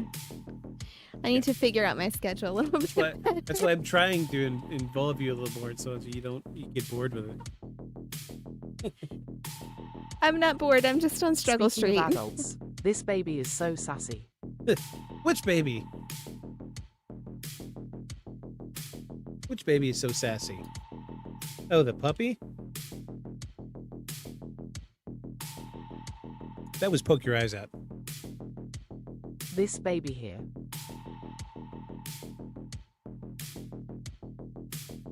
Talking about your pup? The puppy with the H is clue- nearly 4 months old. Oh. Okay. Oh, like an actual baby. You can tell. A human baby. Not like a human. Oh, yeah. See, you can tell we don't have children. ABS. You can tell what our house is like. Yeah, you can tell we don't have children. Our pets are our children. 4 months. Woof. Yeah. You got caught in an ad. Well, let's banter for just a minute. So yeah, the ancient cultures did not have language for infrasound or dissociation. So that's really an interesting train of thought. Because it makes you wonder, tiny sidebar, when, say, for instance, the Mesopotamians talked about the gods coming down from the heavens and interacting with them, they assumed, these are the gods that came down from the heavens. They didn't have the current language for UFOs, extraterrestrials. They didn't know what they were. They just assumed a light came from the heavens, came down. It was the gods. It was the gods.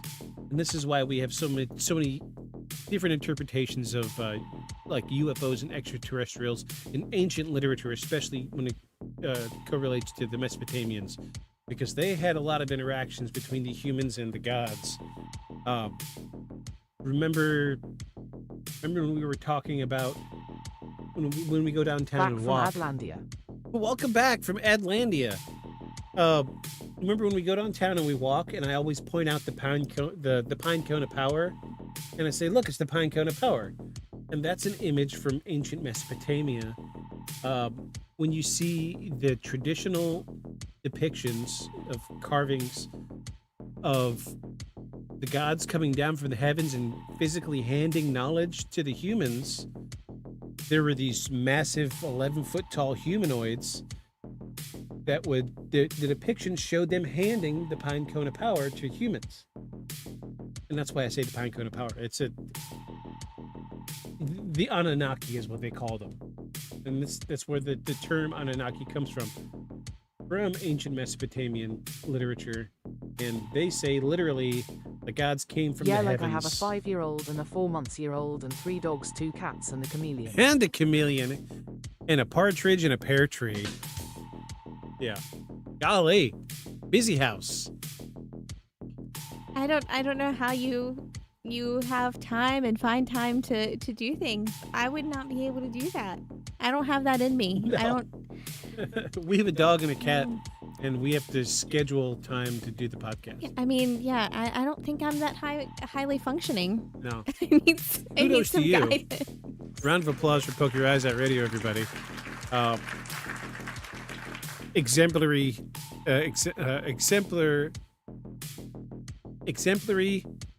example of a human being right there.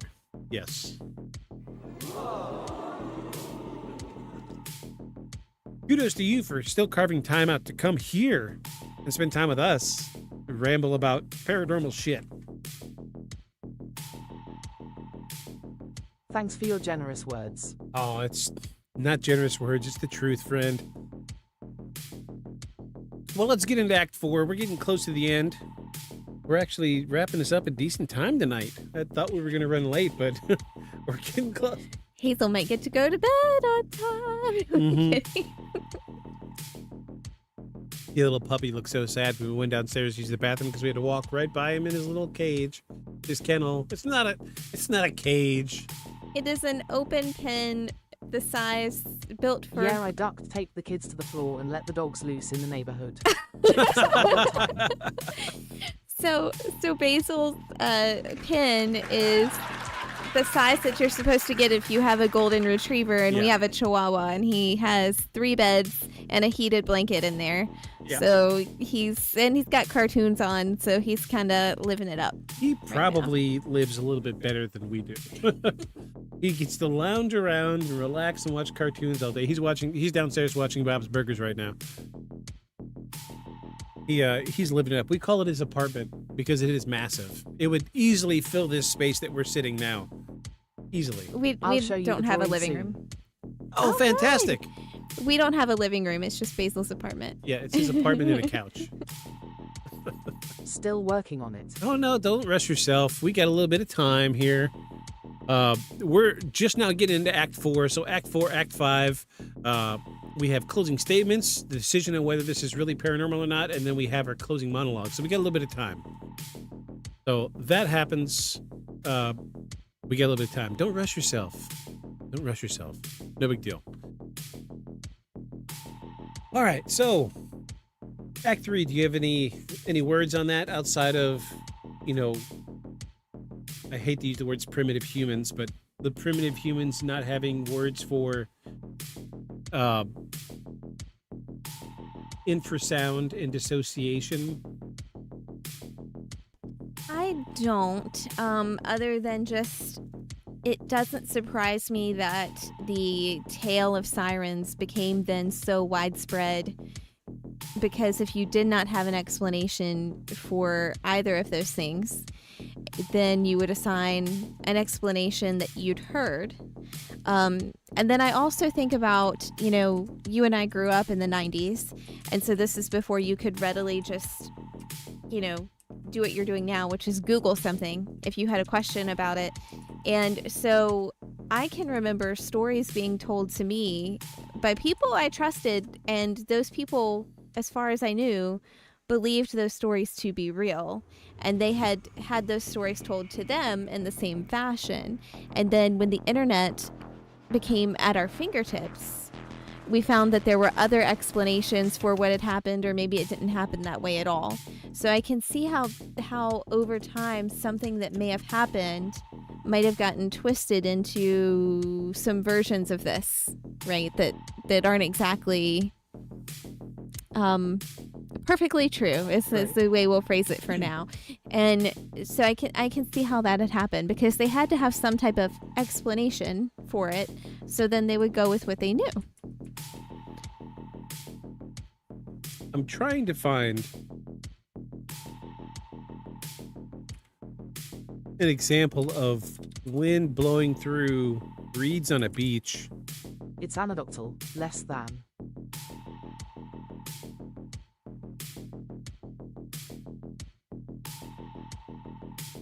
Sometimes it takes me a minute to be able to read the comment, but yeah.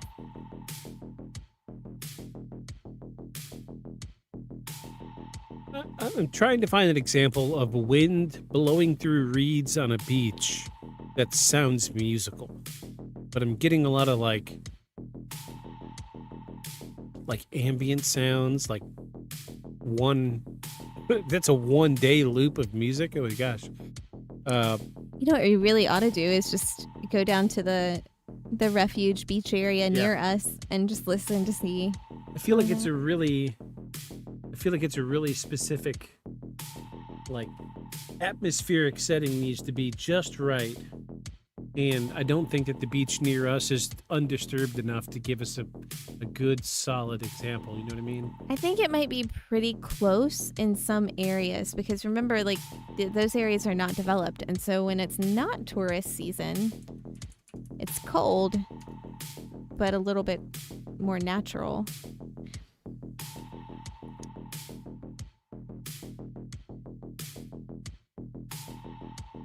All right, well, let's try this one. The wind blowing through the reeds in English marshes. Marshes? Marshes. Sound of reeds swaying in the wind. Which one do you think? I'm going to go with the English marshes. Oh, we got an ad. We're going to mute that. Sorry, y'all. You'll get to watch this ad with us for just a second.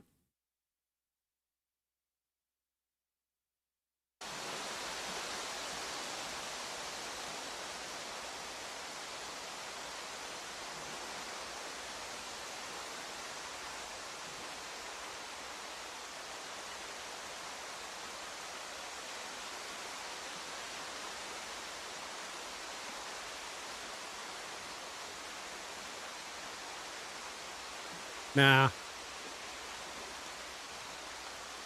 No, I don't like it. So walk us through your train of thought here. What are you going for with trying to? I'm to look this up? trying to find an example of, because they've mentioned a few times now that it's possible that the wind blowing through the reeds on the beach can sound musical. I was trying to find an example of that.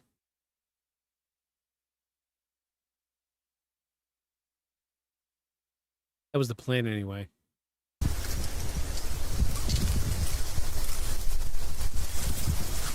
Yeah, not great. I'm having trouble seeing how this can be considered musical.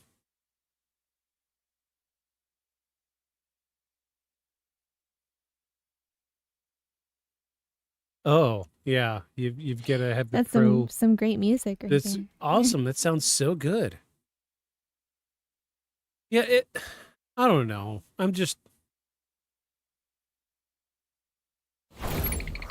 They've mentioned it like 3 times in the script. Like, this can be misconstrued as alluring because it's musical, but we don't have any examples of it. Sorry, I'm having trouble believing that someone can be lured to the beach hearing, oh, it's so musical. Oh, the sirens are calling me. Yeah, that sounds like a little bit of bullshit to me. Just saying. I mean, I tend to agree with you there, but we also don't know what's happening in that person's mind Right. at the same time. So I don't know. I don't know. We're still forming our opinions. Let's get into Act 4, everybody. Act 4, this is the modern accounts. And hopefully in this script here, we're going to have a little bit of a link to this amazing video that I have that I want to share with everybody.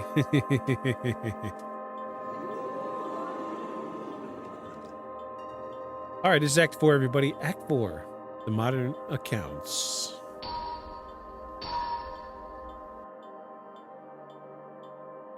So if the Siren were only an ancient exploration an explanation for shipwrecks, the story would have faded once navigation improved. We now have sonar, radar, coast guards, weather tracking. We understand currents and reef systems far better than ancient sailors ever could. And yet, drownings that don't fully make sense still happen. Every year there are cases where someone is last seen standing near water alone. No visible distress, no sign of panic. Witnesses describe them as quiet, distracted, or focused on something no one else noticed. Then they step into the water, sometimes fully clothed, sometimes after removing their shoes and setting them aside neatly. Investigations often conclude accidental drowning, and in many cases that conclusion is probably correct.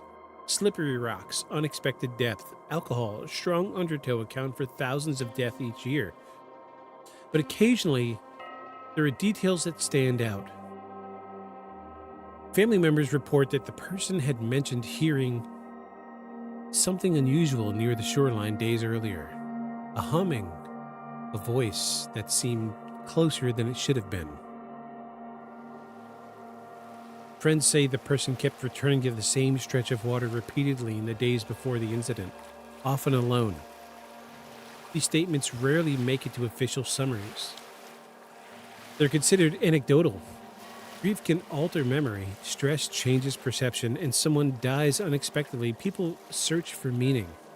Still, the pattern appears often enough to be noticeable. Search and rescue teams sometimes describe similar behavior in missing person cases near lakes and rivers. The individual is found in water that appears calm and shallow at the edge. No sign of a struggle on the bank, no defensive injuries, no evidence of a third party, just entry. And in some cases, phones recovered from shorelines show no final call for help, no frantic message. The last recorded activity might be routine, checking the time, scrolling, taking a photo of the water. There's also accounts from divers and fishermen who report hearing tones or humming beneath the surface.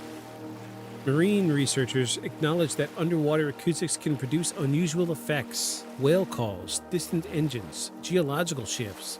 All of these can create sounds that feel directional and intentional even when they aren't. But what stands out in certain reports is the interpretation. Some individuals describe the sound as patterned, almost melodic.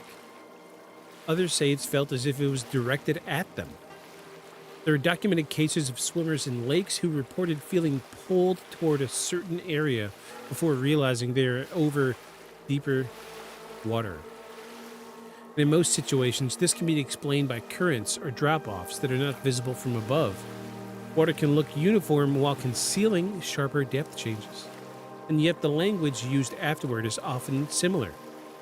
They describe a sense of focus, a narrowing of attention, a feeling that something was just ahead of them. Law enforcement officials and rescue divers rarely attribute these incidents to anything paranormal. The default explanations remain environmental and psychological, and from a statistical standpoint, that makes sense. But the structure mirrors the oldest siren accounts more closely than people realize. The experience is usually solitary. The trigger is often sensory, something heard, felt, or perceived. The moment toward the water appears voluntary, and the result is final. There are also modern stories that circulate online, videos claiming to capture singing near coastlines, posts describing figures seen just above the waves. Most of these lack verification. Many are likely hoaxes or misinterpretations. Social media amplifies anything unusual, and what matters more than viral clips are the quieter cases that never trend. The jogger who pauses at a pier late at night and doesn't come home. The experienced fisherman who knows the shoreline but is found in water anyway. The hiker who sits by a reservoir at dusk and is later discovered submerged without any signs of struggle. In each case, investigators look for practical causes. Slips, fatigue, distraction. Sometimes those cases are found, but sometimes they aren't. The siren does not appear in police reports. But the pattern does. Standing at the edge, something drawing attention, a step forward. It's important to be careful here. Water is inherently dangerous. People underestimate it consistently. Cold shock alone can cause involuntary gasp reflex that leads to drowning within seconds. Currents can be invisible from shore. Depth can change abruptly. We don't need a myth to explain most drownings. But the existence of a myth tied specifically to perception and influence suggests that something about the moments felt different to the people experiencing them. Modern psychology would call it altered focus, auditory misinterpretation, suggestibility, environmental distortion. Ancient cultures called it a voice. The most unsettling detail is that the structure has not changed. The technology around us has changed. The lighting along our coastlines has improved. Emergency response times are faster, but people still step into the water alone at night. And sometimes, when those close to them try to understand why, the answer they give before it happens is simple. I heard something. And most of the time, that explanation is dismissed. But it is the same explanation that has existed for thousands of years. And it always begins before the water is touched. It begins with listening.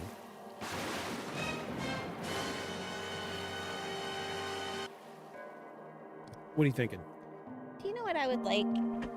I think I would like to interview sailors to hear their stories in modern day. Noises. Yeah. Right? I- Monty, how you doing? Hello. I would love to interview some sailors, and we live in the perfect area to do that. But of course, it's still all, Yeah. you're not sure what to believe, right? But with that being said, this is the perfect opportunity for you to show your video if you want to do that. Oh, it is. It absolutely is. So I have an amazing video. So I've mentioned in the past, I do work on boats. I work on boats a lot. So anytime like a boat video comes across my feed, I usually pay attention to it. I'm particularly interested in what happens in the water because I don't go in the water. Yeah, if I were a sailor, I'd defiantly fucks with yars. Yeah. So I'm going to keep, this train of thought in the back of my mind because every now and again I do interact with the people that own the boats. And there is one guy that I can think of specifically. He's in and out all the time. Dude owns like 5 boats. There's a lot of crabbing in the area. I would love to pick his brain. He's a younger guy, so I think I could... You get kind of a feel when you interact with customers regularly, who you can really talk to and who you can't. And this guy he's a younger guy. I want to say he's 30-ish. But I would like to pick his brain, but it would take a really specific set of parameters to get a chance to talk to him. With all the Deadliest Catch that we watch, if this was real, I know, feel right? like we would know by now. But on the flip side of that coin, we do watch a lot of Deadliest Catch, and when you're out there in the middle of the ocean at night, because they work like 20-hour shifts, 24, sometimes, 30-hour shifts, you've got to wonder if, sleep deprivation does play a part into it. There's that face cam. Do I hear a siren? So let's look at this video. I'm very excited to show this video. Let me cue it up before we switch over. This is one of my very favorite videos. I hope this is the full video. It's 1.5 minutes long. So I pulled this from Instagram. This thing's been floating around on the internet since 2024. This guy is a deep sea fisherman. They do drag netting. So they throw huge nets over the sides of the boat, and they just drag their nets and catch whatever they catch. They do fishing. And this video, this guy's out there in the ocean in the middle of the night, and he starts to hear something at the sides of the boat.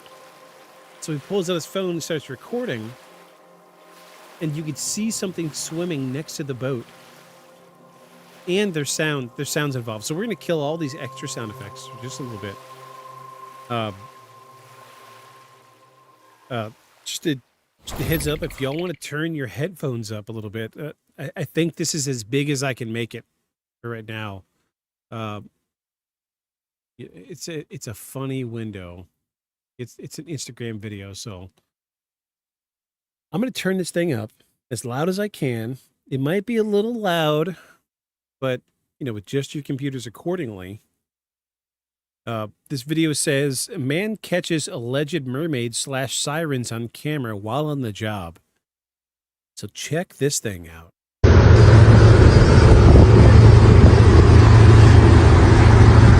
We got another one over here. What are those?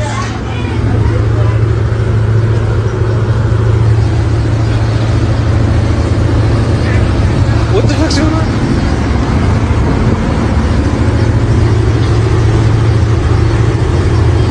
On each side of the boat? What are those trails called? What's something swimming fast underneath that water? Something swimming real fast underneath that water. I hear him. Where's he at? What the fuck is that noise, bro? What is that noise? Where are you?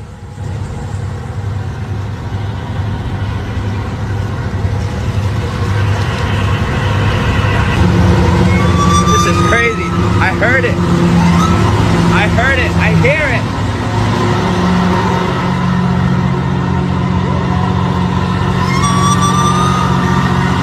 Oh my God.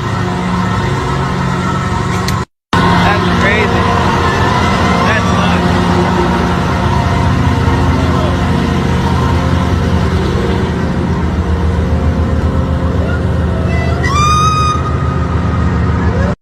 nuts. Did you hear it?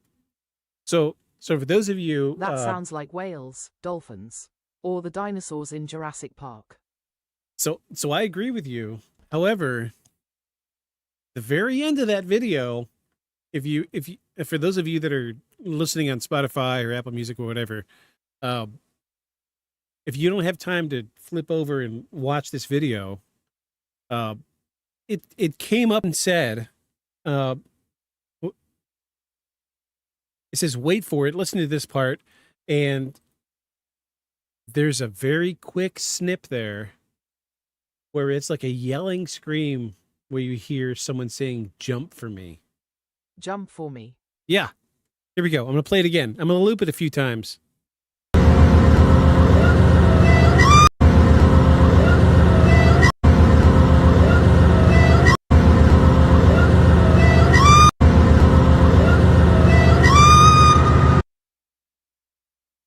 Come on. Whales don't make that sound. I wanted to say, and he was never seen again. So here's the crazy part about it is, dude deleted his. So this was originally off of TikTok. We went down the rabbit hole after we saw this video for the mermaid episode, and dude deleted his account. And yeah, but like if he's a contractor on a ship and he's out there goofing off and messing around and like making videos like this, he might have had to have taken it. I mean, down. we did. So if you're really interested in this video, we did a super deep dive analysis of the audio of this, because I wanted to know, did they layer audio in? Because we all know what whales sound like. And I was like, it's just whales being close to the surface.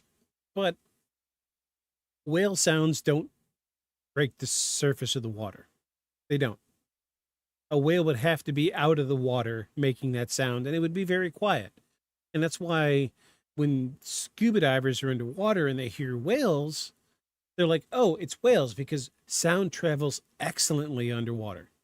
Excellent. So if a whale were to stick its head above water, all you would hear is clicks. So think about videos of dolphins.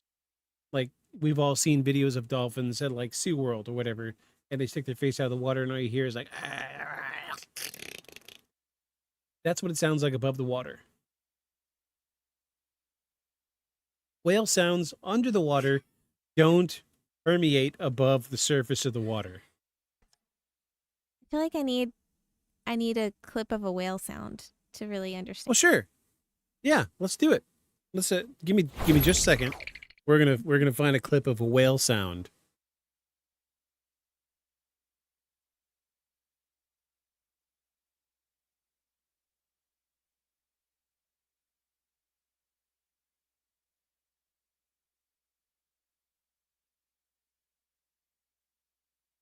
After this stupid ad goes through.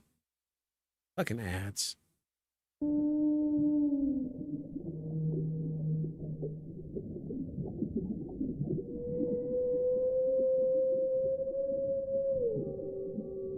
Anyone else's anus trying to lick their brain? But that's underwater. A whale doesn't sound like that above the surface of the water.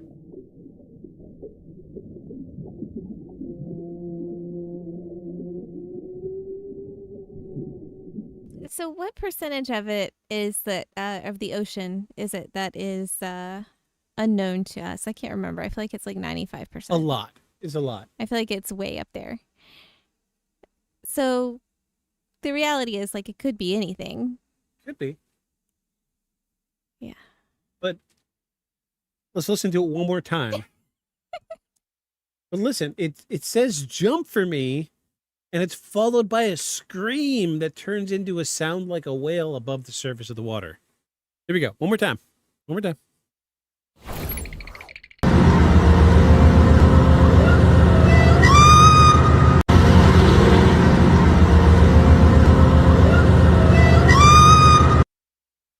Come on.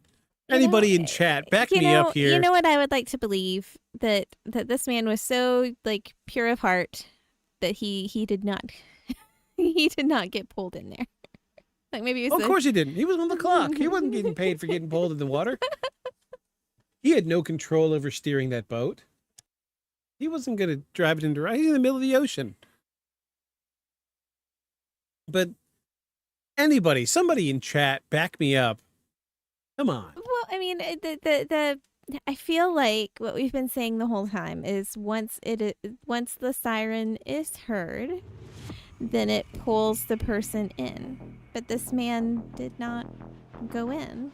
Well, primitive minds. Primitive minds. And maybe it's not even just primitive though. Maybe it's In saying whatever, it was him not putting it up my ass. Probably don't want to. I want asterisk to believe, but I feel like unless there's more evidence from him, I have to be skeptical. With the ocean being as undiscovered, it's a possibility, but he's not hypnotized. Yeah, okay. Chat, you're supposed to back me up. No. Shark backed me up today. I'm so excited. I'm sorry. And then what was... Okay, so look. So this is a troller, so they drag behind the boat. There's the cable going into the boat, or into the water. So it's not something coming from the boat. You see, it doesn't break the water the same way. So what's swimming in the water next to the boat? Okay, so we've all seen dolphins and whales pacing boats. But they break the surface. They don't stay underneath the surface, and not one on each side. That's predatory. Is that, I mean, is it something swimming, or I don't know much about this, where he, you know how on the Deadliest Catch show that we watch, they have the things they throw over the side, and those are obviously moving at the same pace as the boat. Could whatever is being pulled by the boat be making that pattern in the water if it's a net? Like, you're thinking about a net curving like that? That's why I showed you this clip here, because what they're pulling is behind the boat. Oh, okay. I'm not sorry, I missed that. I was so distracted. Distracted by the obvious sirens swimming next to the boat. Right? My biggest question is if it was a siren, why didn't he get like pulled in? I mean,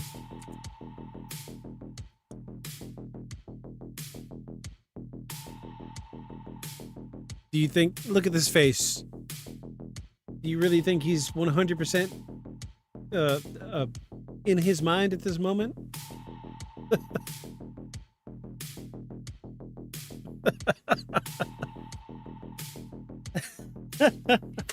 Undecided.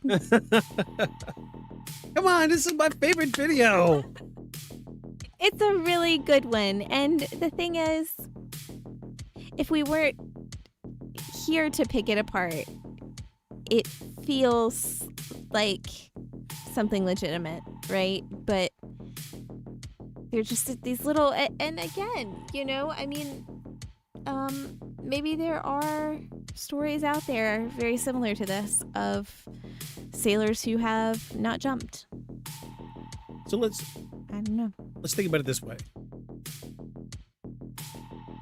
Back in ancient times, there wasn't a lot to draw our attention, right? The only musical sounds you got came from basically musical instruments, right? So when you're out in the ocean, you hear something like this, it draws you in. You want to know what it is. Because they don't have extra things to, I don't want to use the word numb your mind, but I constantly listen to Spotify. I'm constantly listening to audiobooks. My brain is a little overstimulated, sure. And if I went out in the ocean, some of the things that would catch attention to people back in,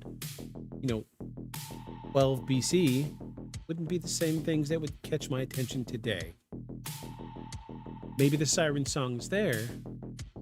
It just doesn't have the same allure anymore because we're so drowned out by everything else. Maybe? I don't know. Don't judge me. See you judging me. I'm sorry, but this is obviously Sirens pacing the boat. Obviously Sirens. Obviously.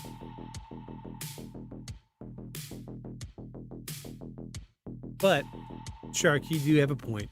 He's not being hypnotized. I get it. Sea. Sue. And they're at sea for months, like when you're that thirsty. Right? Right. It's so like you're a ship full of guys and you Are hear... we not seeing the cable as there is not light on it? Well, that's what I was showing you was... I work on boats, so I know how these trollers work. They drag behind the boat, not next to the boat.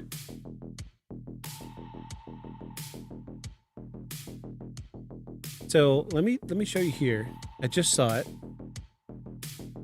So look, there's this troller right here. It's tied up. And the only thing they're dragging... See, the cable goes way, way behind the boat, not to the side.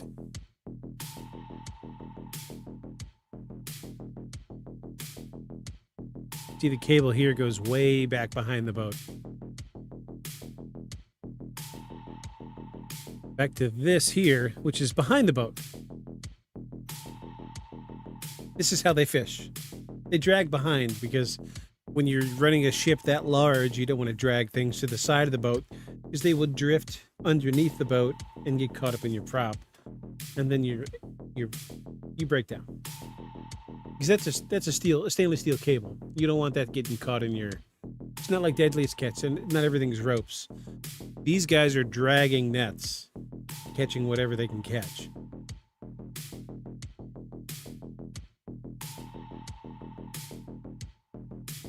Yeah, look, right there. The cable is overhead, going back. But there's something in the water right here. I'm sorry. You can't convince me otherwise. Do you have the it's aliens? Well, it's not aliens. It's not aliens. I know, but that's the closest thing that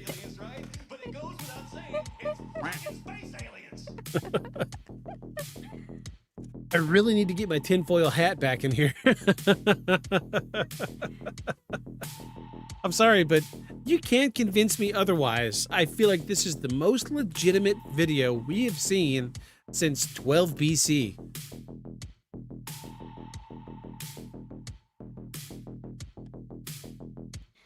You know, it might be more legit than a video from 12 BC. I'm watching you. I'm watching you. I'm watching you. All right. Well, any hoots, closing my videos. Apparently, I'm the only one that thinks it's real. Jeez. All right. Well, I'm going to rip through Act 5 right quick, and then we're going to get into our final conclusions. Shark, how you looking on your sketch?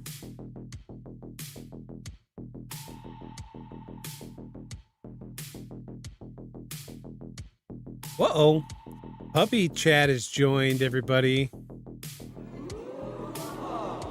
Puppy Chat? Puppy Chat. Yeah, you haven't met Puppy Chat yet. 1 second. Oh. Puppy Chat is here, everybody. I see Puppy Chat. I see you. Don't try to think that we can't see you. I see everything. Puppy, puppy, puppy. Puppy, puppy, puppy. Can I pet that dog? Can I pet that dog? I say that every day when I leave work for lunch.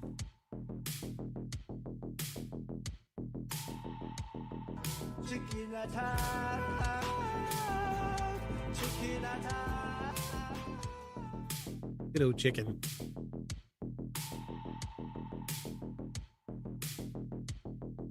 Deltas, Brussels. What's deltas, huh? Potatoes. Boil them, mash them, stick them in a stew. Potato would have let me have her in my lap. Yeah. She absolutely Potato would have. often sat right here with me when I was doing the pod, or when I was doing streaming anyway. Yeah. Good old fat potato. All right, well, let's dig through Act 5 right quick. Don't rush yourself, Shark. We've got a little bit left. Let's get into Act 5. We need a secret society. Mother of potatoes. Mother of potatoes. I agree. I would love to be in that society. Secret society. Well, that's, a nod to one of Hello. my... Sorry, I was distracted by something XD. Welcome, Puppy. Glad you're here. Round of applause for Puppy, everybody.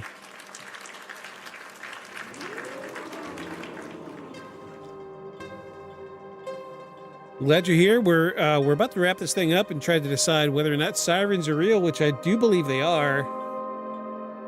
After watching that amazing video of real proof. Need some Vivants? Oh, you're I don't know what this is. Vivants? Is that an Australian thing?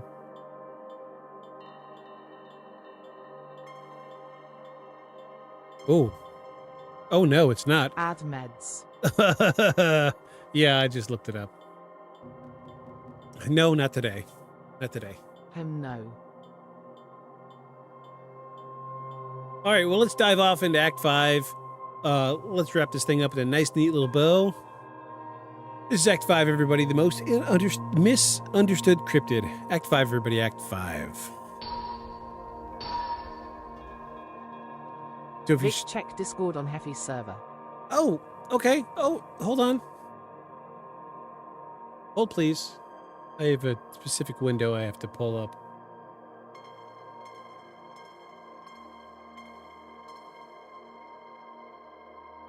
Nope, not that.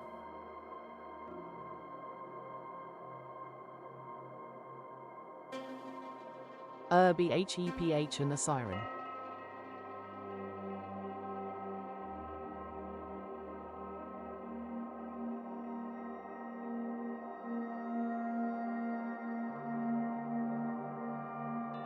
Oh, there we go. That is beautiful. Do we have your permission to show this on stream?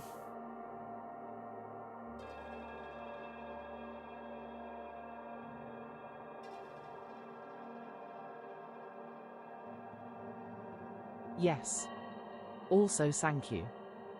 Yes, I'm always going to ask. All right, so everybody, this is the official gummy shark interpretation of the siren. You ready? Ready?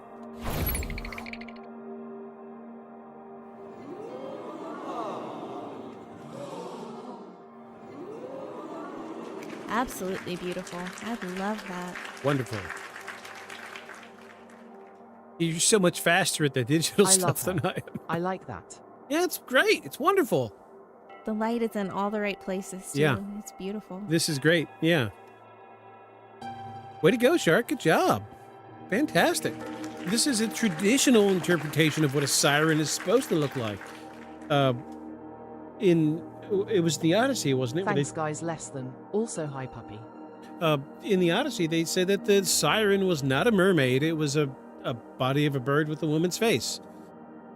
And apparently they have howdy anime eyes and little schmoopy lips. That's okay. We got to make it a little sexy, right? No, this is great. This is wonderful. Thank you again, Shark.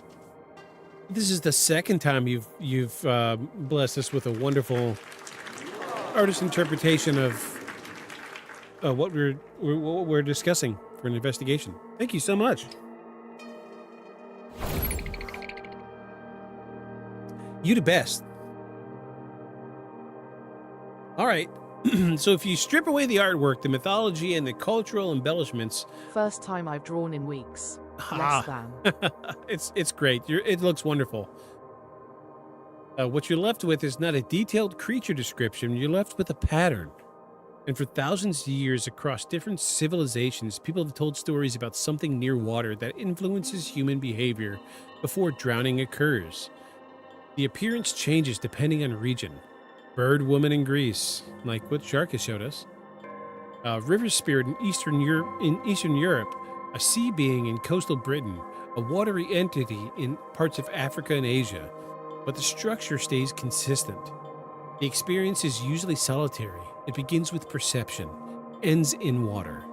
And that raises the central question of this episode. What exactly is the siren?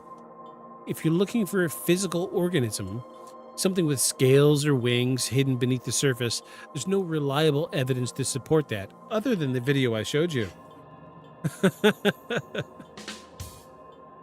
There are no verified bodies, no biological samples, no consistent eyewitness descriptions of a single creature across regions, except for the video I showed you. If you're looking at it purely through a psychological lens, there are explanations that account for parts of the pattern.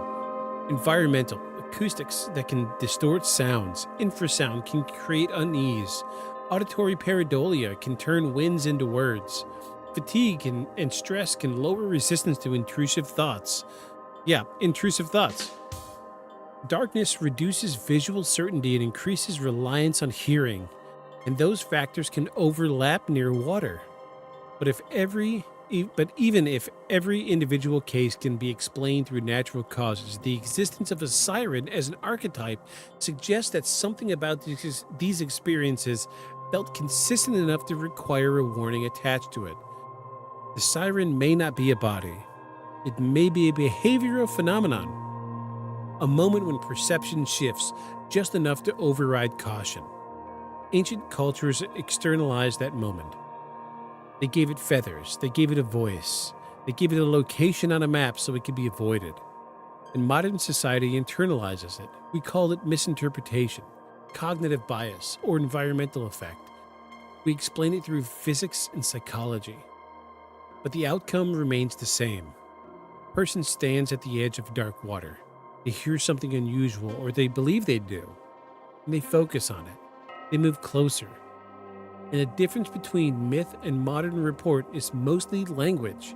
In the Odyssey, Odysseus survives because he assumes he cannot trust himself once the sound begins. He binds himself to something solid before he hears it. And that part of the story feels less mythical and more practical. It implies that the real danger is not a creature leaping from the sea. It's the mind reacting to stimulus in a vulnerable environment. And that's what makes the siren misunderstood. People picture a mermaid, But the oldest version isn't about seduction or beauty. It's about altered judgment. Yes, this. It's about altered judgment. It's about the thin line between curiosity and compulsion. And that line appears more often near water. Water has always carried a symbolic weight. It reflects without revealing depth. It looks calm while concealing movement beneath the surface. It absorbs sound and reshapes it. It changes light and temperature. It can feel inviting and indifferent at the same time. If there is something about that environment that interacts with human perception in subtle ways, then the siren doesn't need a body to exist. It only needs conditions: darkness, isolation, ambiguous sound, and a listener. The reason this cryptid may be the most misunderstood in history is because we've begun arguing about what it looks like instead of what it does. It doesn't chase. It doesn't attack. It influences. And influence leaves no claw marks. Whether you see it as a siren, whether you see the siren as a myth, psychology, environmental effect, or... And in tarot, water represents emotions, drowning in one's own fears. Exactly.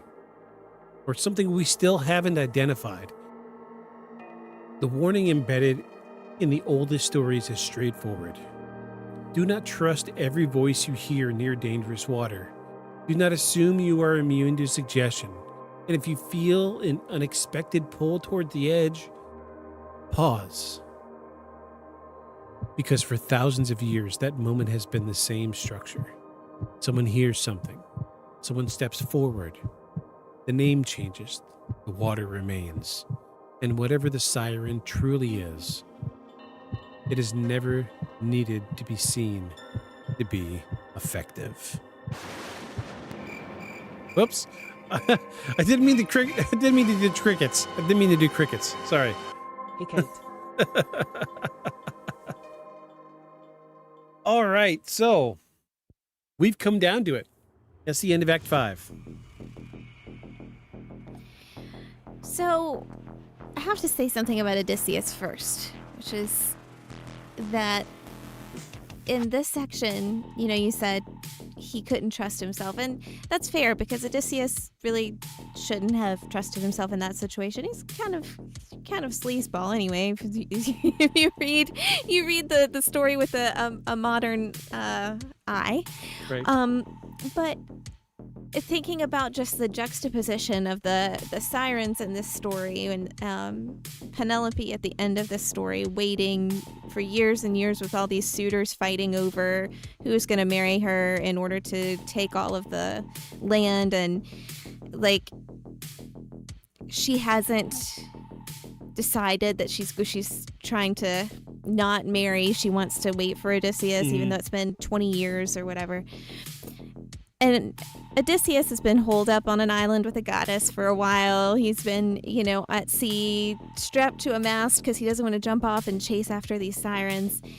And I think about the sirens, really, and this is probably just me, but hopefully there's a group of people out there who might be able to see this connection too, as this depiction of like the feminine energy being free, and because the feminine energy is free, it's dangerous. And as we talked about at the beginning of the show, this was retold or translated by men, and it had that misogynistic sort of take on it in a lot of ways. And so some of this feels like a story that was told with some symbolism in mind. But Lilith had her truth removed from the Bible. Yes, you're absolutely right. You're absolutely right. And with all of this... Moni_moo_this. This makes me so mad. Yeah, absolutely. Absolutely. And a lot of times in literature, we see that happen, right? Even with... up into the 1900s, when you've got F. Scott Fitzgerald and Zelda Fitzgerald, and a lot of her work, it has been argued, was taken for a lot of his work. Kate would want right? to punish any being that doesn't serve us correctly. Yeah, absolutely. And so I feel like a lot of literature that we've seen over the years, all the way back into, ancient times, has largely diminished the feminine. And when there's power related to feminine, it is depicted as something dark and dangerous. And there's a reason for that. And, you think about the audience of this story. They're steering women to try to be like Penelope, but without her freedom. Because if you read the Penelope, it gives her more of a voice. She is dark and dangerous only because she is a mirror. There you go. That makes sense. Yeah, absolutely. I can hear the words as they come through, but I think my eyesight is getting really bad, and so I can't see the screen, so I never really know who's talking. It's so far away. Oh, it's Monty. Okay. Yep, you're absolutely right. Sorry. Eyes are getting older, but yeah. I mean, I think I might need those one day. But no, I do think that if it sounds deranged, it is money move. No. I mean, I've kind of rambled a little bit here, but I hope what I'm saying makes sense. Like, I feel like the Moni _moo_ not true. Sometimes shark is. I do feel like that then this myth kind of grew legs, and I guess on the same, trade routes, but different. On the trade routes, began to be adapted by different cultures. And while I'm not convinced that your video is indeed a siren, I am convinced that this is a larger theme that speaks to different cultures and speaks to different expectations for different genders and gender roles through time. And I haven't fully unpacked what that means to me yet in a way that I feel like would be coherent, but I would say right now I'm largely leaning towards not paranormal. I like how she was about to tell us the reason, and Twitch is like, haha, go fuck yourself. Give me your money if you don't want ads. Fucking ads. Oh, jeez. Are you in ads, Monty? Are you in ads? At Moni _moo_f. A Hef's here, everybody. Everybody's wave to Hef. Heffies.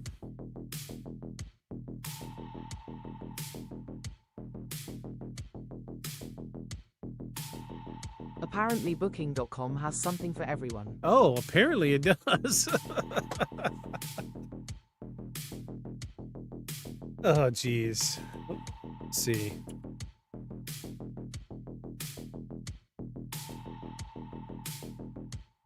Brew, I just tried to reset the player and it refused to let me refresh for a minimum. Let us know when you're back from ads. Yeah. Back. All right, fantastic. Cool. So I think I think that this is really something paranormal. But I mean, there's a big piece of me that I'm seeing like the similarities between the original story of the Siren from the Odyssey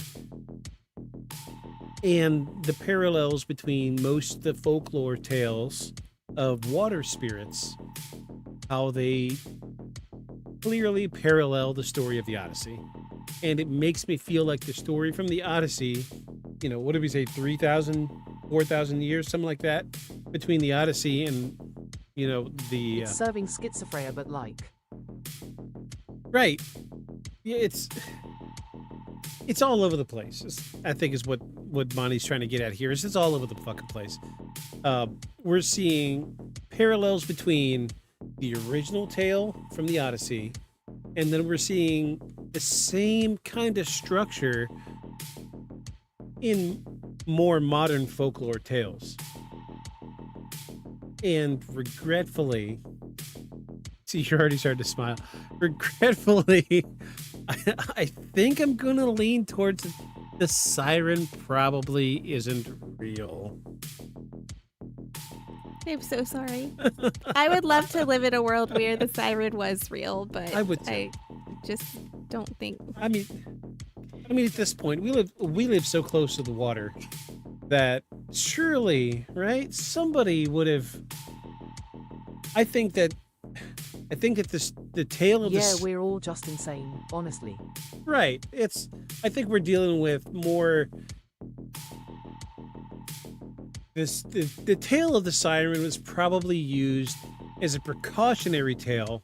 Say, this specific geographical location, don't venture too close to the shore because the sirens will pull you in your wreck. But realistically speaking, probably a bunch of like coral reefs and rocks sticking out of the water that you're not going to see. And it was a precautionary tale to keep people from going in that direction, to keep from laundering their ships. And I would love for this to be. I love that video that we showed today. It is my favorite video. I love that fucking video. I've picked it apart. If you really like that video like I do, go back to season 2 and watch our episode on mermaids. We broke that video down. Like, we ran the audio through analysis software. But the other stuff is fun to think about. It really is, yeah.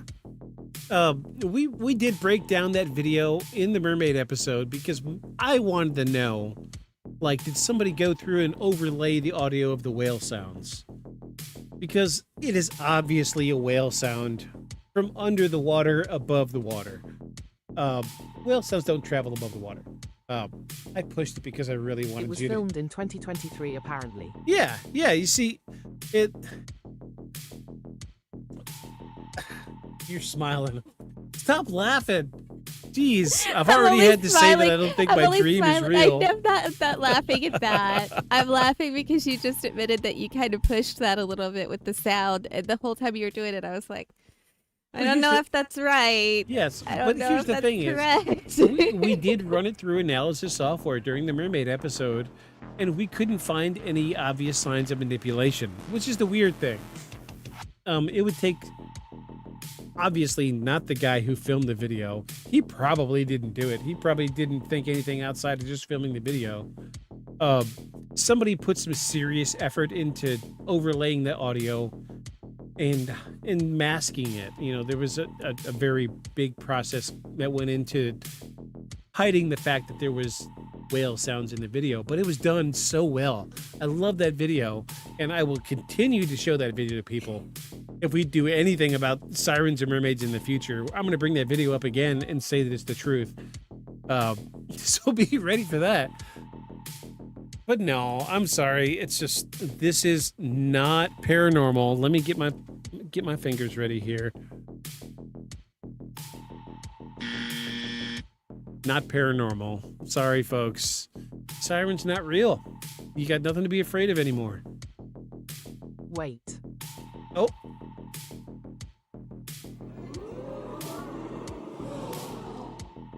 Another source says 2021. Oh, well, I mean, you could tell by the quality of the video, 2020-ish, but I had trouble nailing down, like, even the guy in the video. Like, we ran his face through some visual, pattern recognition software. Dude's Facebook account is gone. We had to go to the Wayback Machine to find his Facebook account. It was weird, to say the least, but I wanted it to be. I still want it to be paranormal. I mean, jump for me? It said jump for me. Imagine how many messages that poor man was getting on a regular basis. Probably why he closed down his social medias. Probably. Claims because government intervention, but yeah. Yeah. See? Wait, is this paranormal? I mean, if the government's involved. At this point, yeah, right? Yeah, so like my new favorite memes on the internet is Trump is going to release all the UFO data, to get us to stop paying attention to Epstein file stuff. And people show images from the released UFO files, and it's like a clear blue sky with like a big black square in the middle, redacted UFO. You know, guy getting lifted up by a UFO, but the UFO is redacted. So, if the government's involved, you never know. You never fucking know. This rabbit hole doesn't go super deep, unfortunately. Release the Eppies. Release the Epstein files, damn it. Here we go. I have a sound clip just for that. You guys ready? I'm gonna turn this music down for just a second. I got a sound clip just for the Epstein files. Doesn't anyone notice this? I feel like I'm taking crazy pills.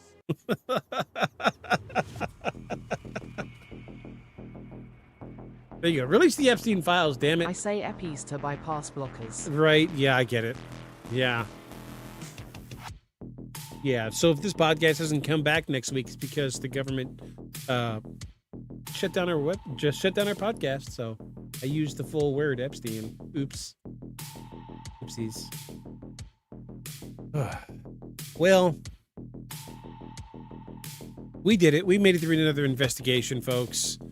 Thank you, everybody, for being here tonight. Thank you, Jaden, for your random sub. I'm so glad it landed on Shark, so that way she can make it through all the ads.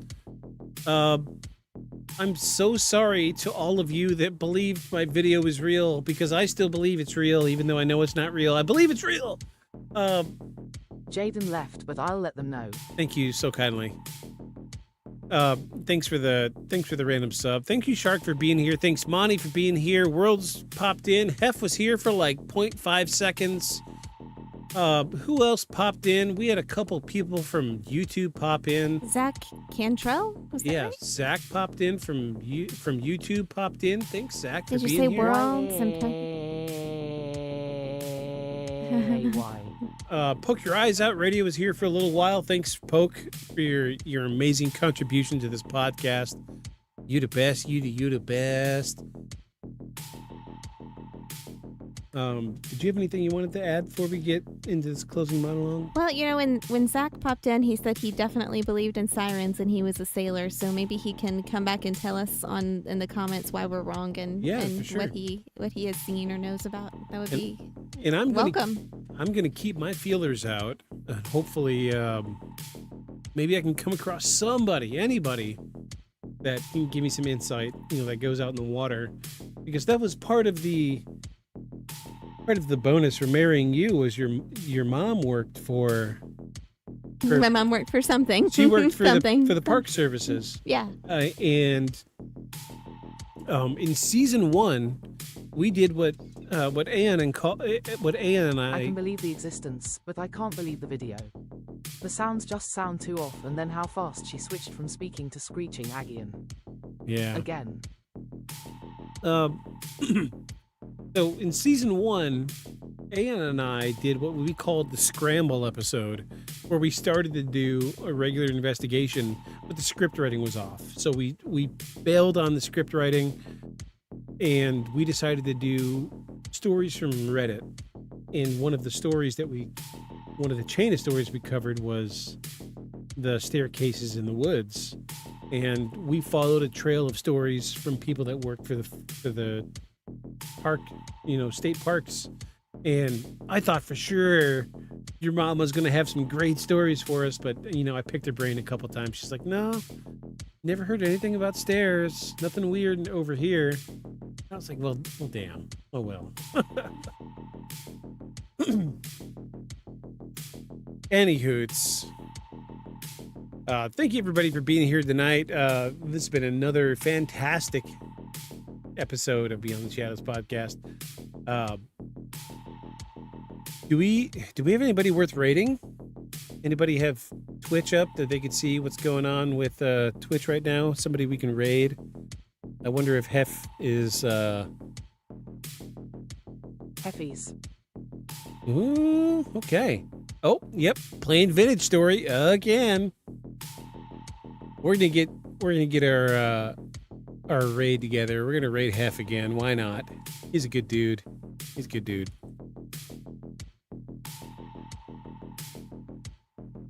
We're gonna raid Hef.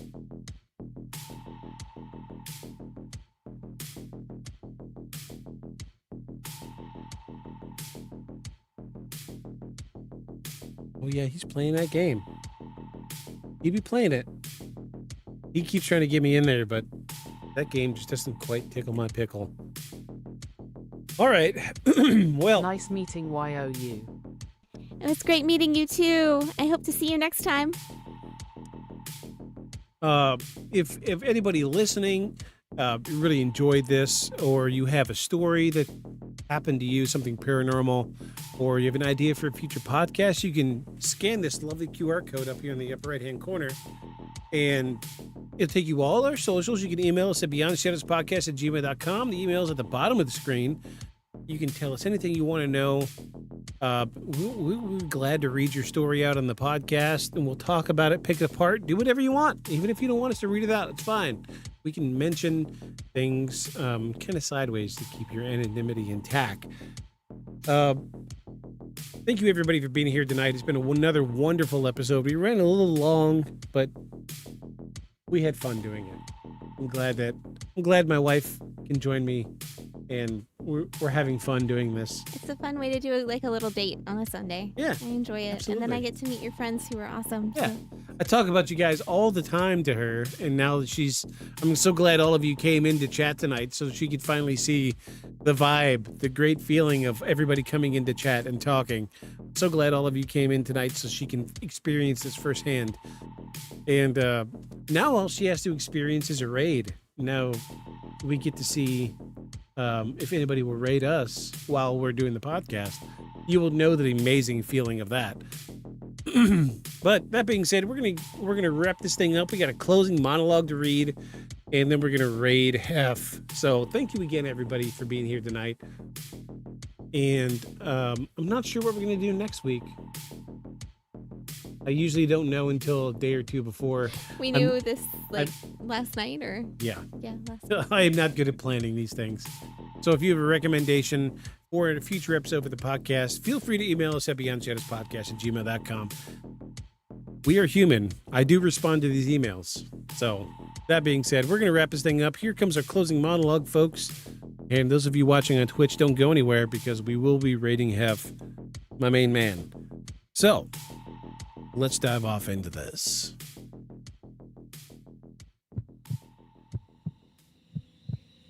Tonight, we looked at something that most people dismiss as mythology, like my wife.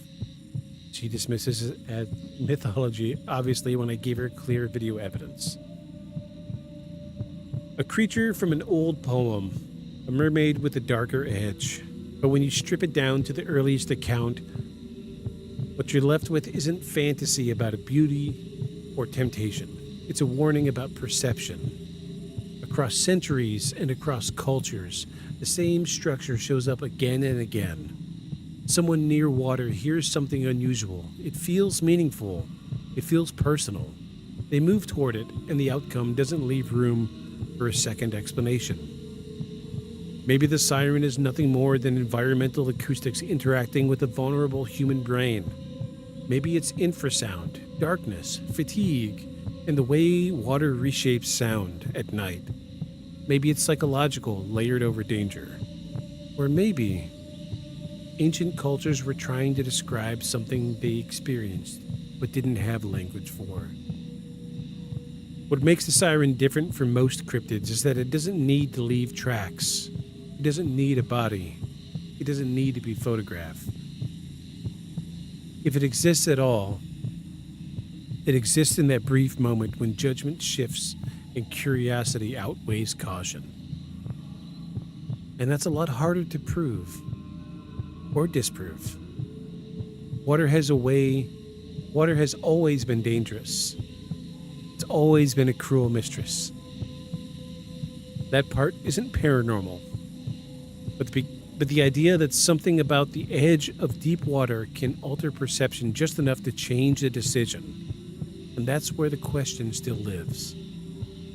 So maybe the siren isn't a creature waiting beneath the surface. Maybe it's a reminder that sometimes the most dangerous thing isn't what's in the dark. It's what you think you hear when you're standing close to it. So if you find yourself on a fishing vessel in the middle of the ocean with a phone in your hand recording obvious sirens in the water next to your boat, don't panic. Keep recording. But whatever you do, make sure you follow us beyond the shadows. Good night, everybody.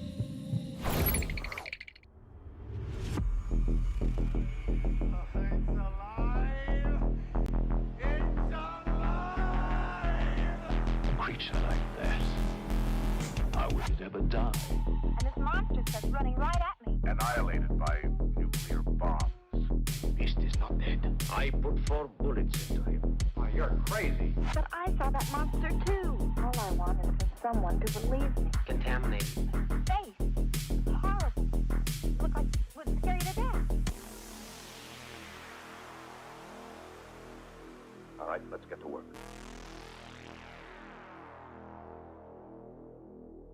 Beyond the shadows.